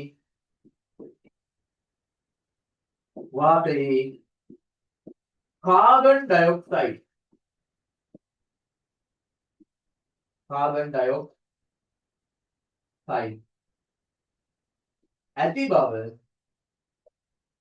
ඇති බව තහවුරු වෙනවා. පැහැදිලිද? අන්න. එහෙනම් ඔන්න අවසානයේ විදිහට මේකත් මෙතෙන්ට ඇඩ් වෙන්න ඕන. අවසානික මේකත් මෙතෙන්ට ඇඩ් වෙන්න ඕන. හරිද? අවසානයේ විදිහට ඔකත් ඇඩ් වෙන්න ඕන. හරි? හරි අහන් ඉන්න. දැන් ඔන්න දැන් ශ්වසනය ගැන කතා කරලා ඉවරයි. හරිද? ඔන්න ශ්වසනයේ ශක්ති නිෂ්පාදනය කරන විදිය ගැන කතා කරලා ඉවරයි. ඔන්න ওই ටික කතා කරලා මෙතන ලියලා ඉවරයි දැන් අපි. හරිද? තව මයින්ඩ් මැප් එකේ අපිට තියෙන්නේ චලනය ගැන කතා කරන්නයි. හරිද? චලනය ගැන කතා කරන්නයි ඊළඟට ප්‍රජනනය ගැන කතා කරන්නයි විතරයි. තේරුණාද පුතේ? ඉතින් ඔන්න දැන් අපි එනම් ඉතින් එහාට යමු මේ විදියට. හරි. ඔන්න දැන් ශ්වසනය ගැන කතා කරලා ඉවරයි. දැන් අපි කතා කරන්න යන්නේ චලනය ගැන. දැන් අපි කතා කරන්න යන්නේ චලනය ගැන. දැන් අපි කතා කරන්න යන්නේ කවුරු ගැනද? දැන් ශ්වසනය ගැන කතා කරලා ඉවරයි. ශ්වසනය ගැන කතා කරලා ඉවරයි. දැන් අපි කතා කරන්න යන්නේ චලනය ගැන. හරි. චලනය ගැන කතා කරමු. චලනය. හරි. දැන් හොඳට අහන්න. චලනය කියන්නේ මොකක්ද? සාමාන්‍ය විදියට වා දකින්න විදියට වා චලනය කියලා කියන්නේ සෙලවෙන එකනේ. නේද? සෙලවෙන එක. හැබැයි ජීවීන්ගේ චලනයකදී ඒ සෙලවීම කරන්න ඕන ඒ ජීවියා විසින්මයි ස්වයන්න සිද්ධ වෙන්නේ. දැන් ඔයාලට මට මාව පේනවනේ. එතකොට මගේ මේ අත් කියන්නේ අවයව. නේද? අත්. හරි. ජීවි කොටස. මේ බලන්න මම මේ ජීවි කොටසේ පිහිටීම වෙනස් කරගත්තා. මේ ජීවි කොටසේ පිහිටීම වෙනස් කරගත්තා. වෙනස් කරනවා. ජීවි කොටසේ පිහිටීම වෙනස් කරනවා. මේක චලනයක්. ජීවි චලනයක්. මොකද මම විසින්මයි මේ වැඩේ කරන්නේ. ජීවිතය. හැබැයි පුතේ shopping කාර්යයක් උලකට ගහගෙන යනවා. පිහිටීමේ වෙනසක් සිද්ධ වෙනවා. හැබැයි ඒක ජීවි චලනයක් නෙවෙයි. මොකද shopping කවරේ ගහගෙන ගියේ උලක නිසා. නැත්නම් shopping කවරේ හිටිලා මම යන්න ඕන කියලා ගියේ නේද? නේද? ඒ කියන්නේ හොඳට අහගන්න. මෙන්න ජීවි කොටසක සිද්ධ වෙන පිහිටීමේ වෙනස චලනයක්. ඒ විතරක් නෙවෙයි සම්පූර්ණ ජීවිතයේ පිහිටීමේ වෙනසක් සිද්ධ වුණත් ඒකත් චලනයක්. එහෙනම් චලනය කියන එකට අර්ථ දැක්වීමක් තියෙනවා පැටියෝ. මෙන්න මේක. මොකද්ද චලනය කියන එකේ අර්ථ දැක්වීම? ජීවි දේහයක කොටසක හෝ. මොකද්ද අර්ථ දැක්වීම? ජීවි දේහයක කොටසක හෝ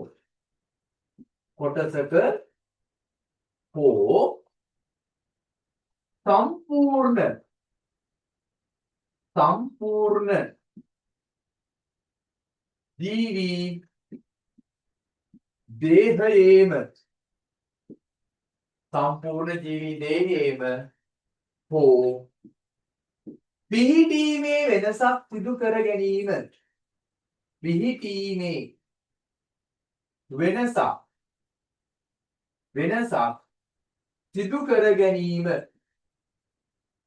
සිදු කර ගැනීම අපි හඳුන්වනවා මොකක් කියලාද පුතේ? පිහිටීමේ වෙනසක් සිදු කර ගැනීම අපි හඳුන්වනවා මොකක් කියලාද? චලනය කියලා. චලනය වේ කියලා හඳුන්වනවා. හරි. පුතාලා සතුන්ගේ චලනවල ඕන තරම් දැකලා තියෙනවනේ. මේ සතෙක් කැවිදින එක, උඩ පනින එක, වලිගේ වරණ එක, නේද? මාළුවෙක් පියාඹන එක වගේ දේවල් අපිට චලන විදියට බලා ගන්න පුළුවන්. හැබැයි පුතාලා දැකලා නැහැ ශාප චලන. ඒ නිසා මම මෙතන සත්ත්ව චලන දෙන්නේ නැහැ. ශාප චලන ටිකක් දෙන්නම්. හරිද? ශාප චලන ටිකක් දෙන්නම්. ශාප චලන මොනවද කියලා කියන්නම්. ළමයි හොඳට බලන්න. උපන්දිනේට දීපු අඹ ගහගෙන හිටා. අඹ ගහේ දැල්ල එදා තිබුණ තැනක් තියෙන්නේ වෙන තැනක දැන් තියෙන්නේ. දැන් ඒක උඩට ගිහිල්ලා. නේද? උඩට ගිහිල්ලා වර්ධනය වීම නිසා. හරි? වර්ධනය නිසා චලනයක් සිදු වෙනවා. වර්ධනය වෙනකොට ඒ දැල්ල උඩට ගමන් කරනවා. හරිද? එතකොට ඒක චලනයක්. ඒවට කියනවා වර්ධන චලන කියලා. වර්ධක චලන. වර්ධනය වීම නිසා මේ වෙනම එකක් තමයි ශාකවල අග්‍රස්තයේ පිහිටීම වෙනස් වීම. ශාක අග්‍රස්තයේ පිහිටීම වෙනස් වීම. පිහිටීම වෙනස් වීම. අපිට ගන්න පුළුවන්. ශාක අග්‍රස්තයේ පිහිටීම වෙනස් වීම ගන්න පුළුවන්. ඉවිතරක් නෙවෙයි ශාකයේ අග්‍රස්තය ශාකයේ කඳ හිරු එළිය දෙසට හැරෙන එක. ඔයා ගෙදර ගාව හරිද? මෙන්න මේ වගේ වැඩක් කරලා බලන්න. මෙන්න මෙහෙම එකක්. හරි. මෙන්න මේ වගේ වැඩක් කරන්න. හරි. මෙන්න මේ විදියට ජනේලයක් ගාව හරිද? ජනේලයක් ගාව පැලයක් තියන්නකො. හරිද? පැලයක් ඉන්නන්නකො. මොකද්ද වෙන්නේ මේ පැලේ? දැන් මෙහෙමනේ තියෙන්නේ මේ පැලේ. මේ පැලේ තියෙන්නේ මේ විදියට. මේ පැලේ ටික දවසක් යනකොට මොකද්ද වෙන්නේ? මේ ජනේලයෙන් එළියට වර්ධනය වෙනවා. ජනේලයෙන් එළියට වර්ධනය වීම සිද්ධ වෙනවා. ඒ කියන්නේ ශාකයේ හිරු එළිය දෙසට සූර්යයා ඉන්න දෙසට හැරෙනවා. ශාකයේ කොහාට හැරෙනවද? සූර්යයා ඉන්න දෙසට හැරෙනවා. සූර්යයා දෙසට හැරෙනවා. එහෙනම් දෙවෙනි එක තමයි මොකද්ද? මෙන්න මේ කතාව. ශාක කඳ හිරු එළිය දෙසට හැරීමත් හරි අපි කියනවා ශාක චලනයක් කියලා. හරි? ශාක චලනයක් තමයි මොකද්ද? ශාක කඳ හිරු එළිය දෙසට පිහිටි වෙනස් කරගත්තනේ හිරු එළිය පැත්තට නේද? හිරු එළිය දෙසට වැඩිම මේ දෙකම වර්ධනය නිසා වෙන චලනයක්. හරිද? දැන් පුෂ්පයක් පිපෙන එක බලන්න. මලක් පිපෙන. මෙහෙම පොට්ටු තියෙන්නේ. හරි? ටික වෙලාවක් ගියාට පස්සේ මේක පිපෙනකොට මෙහෙම ඩිංග පෙතිවල පිහිටීම වෙනස් කරනවා. එහෙනම් පුෂ්පයක් පිපීම කියලා කියන්නේ පුෂ්ප පිපීම කියලා කියන්නේ මොකද්ද? පුෂ්ප පිපීම කියලා කියන්නේ චලනයක්. පුතේ සාමාන්‍යයෙන් ජීවීන්ගේ චලන කෙටි කාලයක් තුල සිද්ධ වෙන ක්ෂණික චලන. හරි? සාමාන්‍ය සතුන්ගේ චලන. සතුන්ගේ චලන කියලා කියන්නේ කෙටි කාලයක්. ඉතා කුඩා කාලයක් නෙමෙයි. අත මෙතෙන්ද මෙහෙම යන්න මේ චලනය සිද්ධ කරන පොඩි කාලයක් යනවා. ක්ෂණිකව වෙනවා. ඒක නිසා අපිට අත්දැක බලන්න පුළුවන්. බහුතරයක් ශාකවල චලන පැටියෝ කුණීට සිද්ධ වෙන ඒවා. ටික වෙලාවක් අරගෙන සිද්ධ වෙන එක. මලක් එකපාරට මෙහෙම පිපෙන්නේ නැහැ. ටික වෙලාවක් යනවා පිපෙන්නේ. ඒතර අපිට නිරීක්ෂණය කරන්න හුඟ වෙලාවක් යන නිසා මේක හරියට නිරීක්ෂණය වෙන්නේ නැහැ. ඒ නිසා අපිට ඒක පේන්නේ නැහැ. හැබැයි තවත් සමහර චලන තියෙනවා. ඒවා ක්ෂණිකව සිද්ධ වෙන. උදාහරණයක් විදිහට නිදිකුම්බ ගහක් ගාවට කියලා නිදිකුම්බ ගහේ පත්‍රය පොඩ්ඩක් අල්ල බලන්න. ටක් ගාලා ලැජ්ජාවෙන් එදින. මේ හැකිලු. එහෙනම් මෙන්න ඊළඟ එක මේක එනම් බලා ගන්න පුළුවන් ක්ෂණික චලනයක්. මොකද්ද? නිදිකුම්බා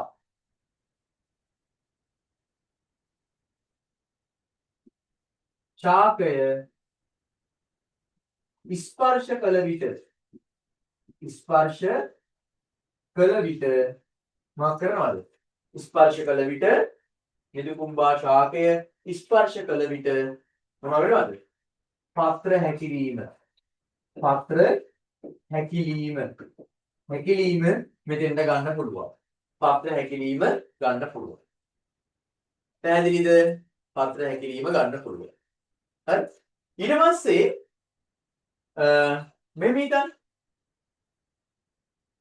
නිදිකුම්බා ශාක ස්පර්ශ කරලා පත්‍ර හැකිලිම ගන්නවා. තව ඒවා තියෙනවා මෙන්න මේවා.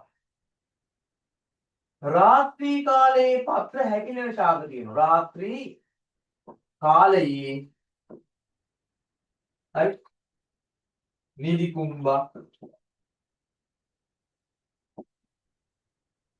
පියඹලා මුරුංගා වැනි ශාකවල පත්‍ර හැකිලිම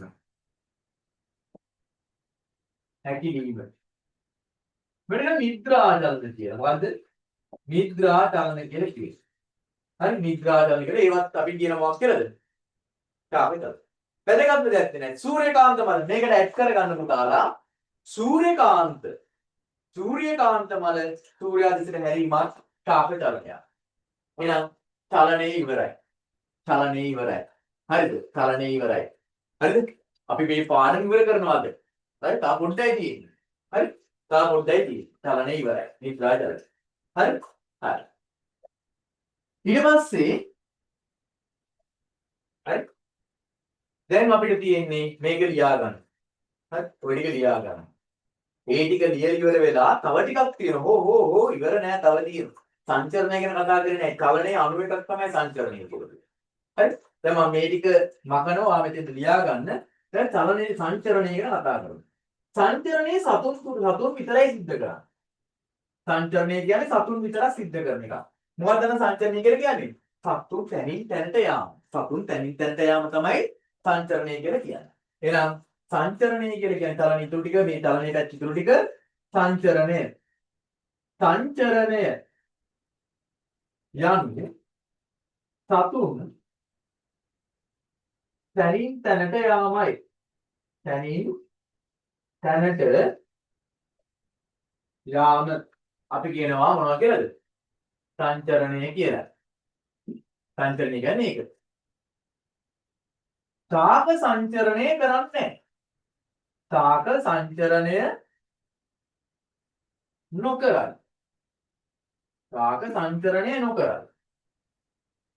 හැබැයි මතක තියාගන්න සෑම සතුන්ම සංචරණය කරන්නේ නැහැ. චලන දැක්වුවා සංචරණය කළ නොහැකි සතුන්ද සිටි. හරිද? චලන දැක්වුවද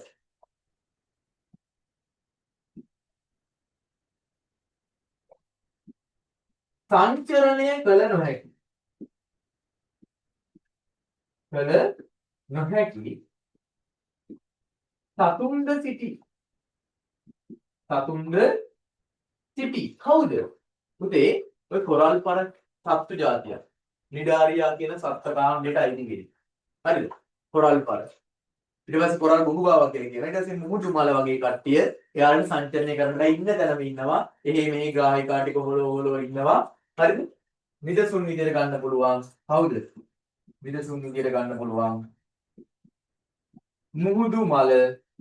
මුහුදු මල කොරල් බුබුබාවා.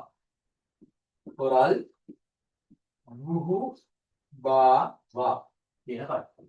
ඔන්න සංචරණය ගැන කතා කරා. හරි? තව එහෙනම් සංචලනය කරන ඔය ටිකත් අපි චලනයේ යටතේම පල්ලෙහාට තියා ගන්න ඕන කාරණා ටික. හරිද? හරි. ඊළඟට අපි යමු ඊළඟ කාරණේට. හරි? ඊළඟ කාරණේට යමු. හරි? ඊළඟ කාරණේට යමු. චලනය ගැන කතා කරලා ඉවරයි. ඊළඟට කතා කරන්න කියන්නේ පුතාලට ප්‍රජනනය ගැන. හරි? ප්‍රජනනය ගැන. මම ප්‍රශ්නයක් අහන්නම්. මීට අවුරුදු 1000කට විතර කලින් මිනිස්සු හිටියද? හිටියා. මීට අවුරුදු 1000කට කලින් බල්ලෝ හිටියද? හිටියා. දැන් එදා හිටිය මිනිස්සු ඉන්නවද? නැහැ. එදා හිටිය බල්ලෝ ඉන්නවද? එදා තිබුණ පැලෑටි තියෙනවද? නැහැ. හැබැයි අද වෙනකොට මිනිස්සු නැද්ද? එදා හිටිය මිනිස්සු ඒ කාලෙම නැති වෙලා මැරලා ගියා. හැබැයි දැනුත් මිනිස්සු ඉන්නේ. එදා හිටිය පූසෝ බල්ලෝ ඒ කාලෙම මැරිලා ගියා. නමුත් අදටත් බල්ලෝ පූසෝ කියන විශේෂය ඉන්නේ. මොකද්ද මේකට හේතුව උනේ? මේකට හේතුව උනේ පුතේ මොකද? එයාලා අලුතෙන් පැටව් හැදුවා. නව પરම්පරාවක් බිහි කරා. නව ජීවීන් ඇති කරා එයා මැරෙන්න කලින්. මෙන්න ජීවී විශේෂයක අඛණ්ඩ පැවැත්ම සඳහා එක දිගට පැවතීම සඳහා ප්‍රජනනය අවශ්‍යයි. නව වර්ගයා බොහෝ කිරීම අවශ්‍යයි. සතුන් අලුතෙන් පැටව් පැල හදන එක අවශ්‍යයි. අන්න ඒක ජීවීන්ගේ ලක්ෂණයක්. ඒක ජීවීන්ගේ ලක්ෂණයක්. එහෙනම් ජීවීන් තම වර්ගයා බොහෝ කිරීම තමයි අපි කියන්නේ ජීවීන් තම වර්ගයා බෝ කිරීමේ ක්‍රියාවලිය තමයි අපි කියන්නේ ප්‍රජනනය කියලා. ප්‍රජනනය කියලා කියන්නේ ජීවීන් තම වර්ගයා බෝ කිරීමේ ක්‍රියාවලිය. හරිද? මේ ශාක ගත්තොත් එහෙම හරිද? සමහර ශාක තියෙනවා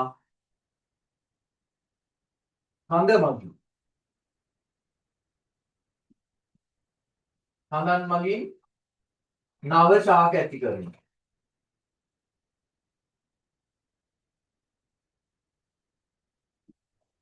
නේද? වඤ්ඤොක්ක වගේ ඒවා. ඔයාලා නිදසුන ලියන්න මම මෙතන කියන විතරයි නේද? හරි? නිදසුන ලියන්න මෙතෙන්ට වඤ්ඤොක්ක. හරි? හරි?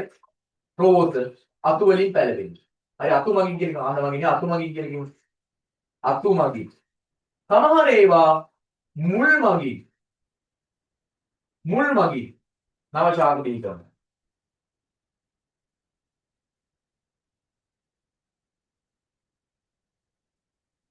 හරි මුල් මගින්.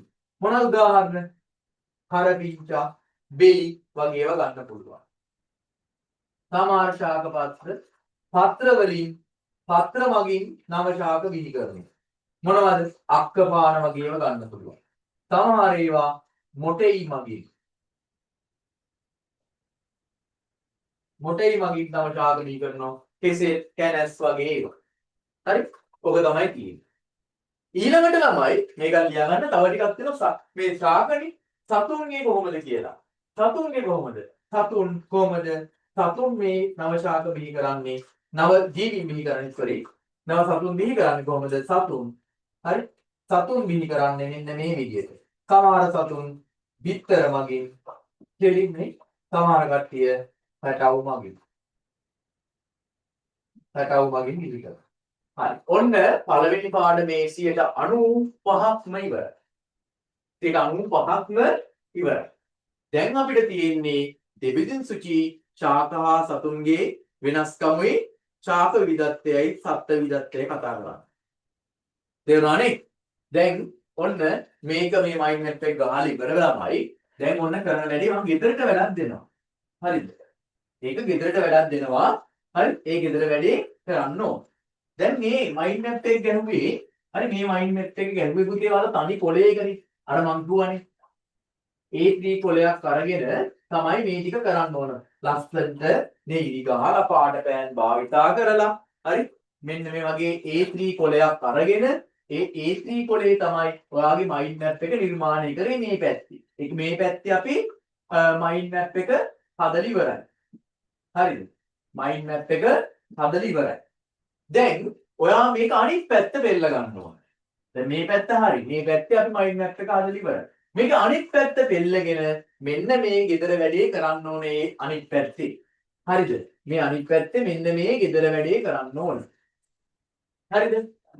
මෙන්න ගෙදර වැඩේ. අනිත් පැත්ත පිටුව මේ විදියට තියෙන මේ අනිත් පැත්තේ පිටුව ඔයා කොටස් 4කට බෙදා ගන්න.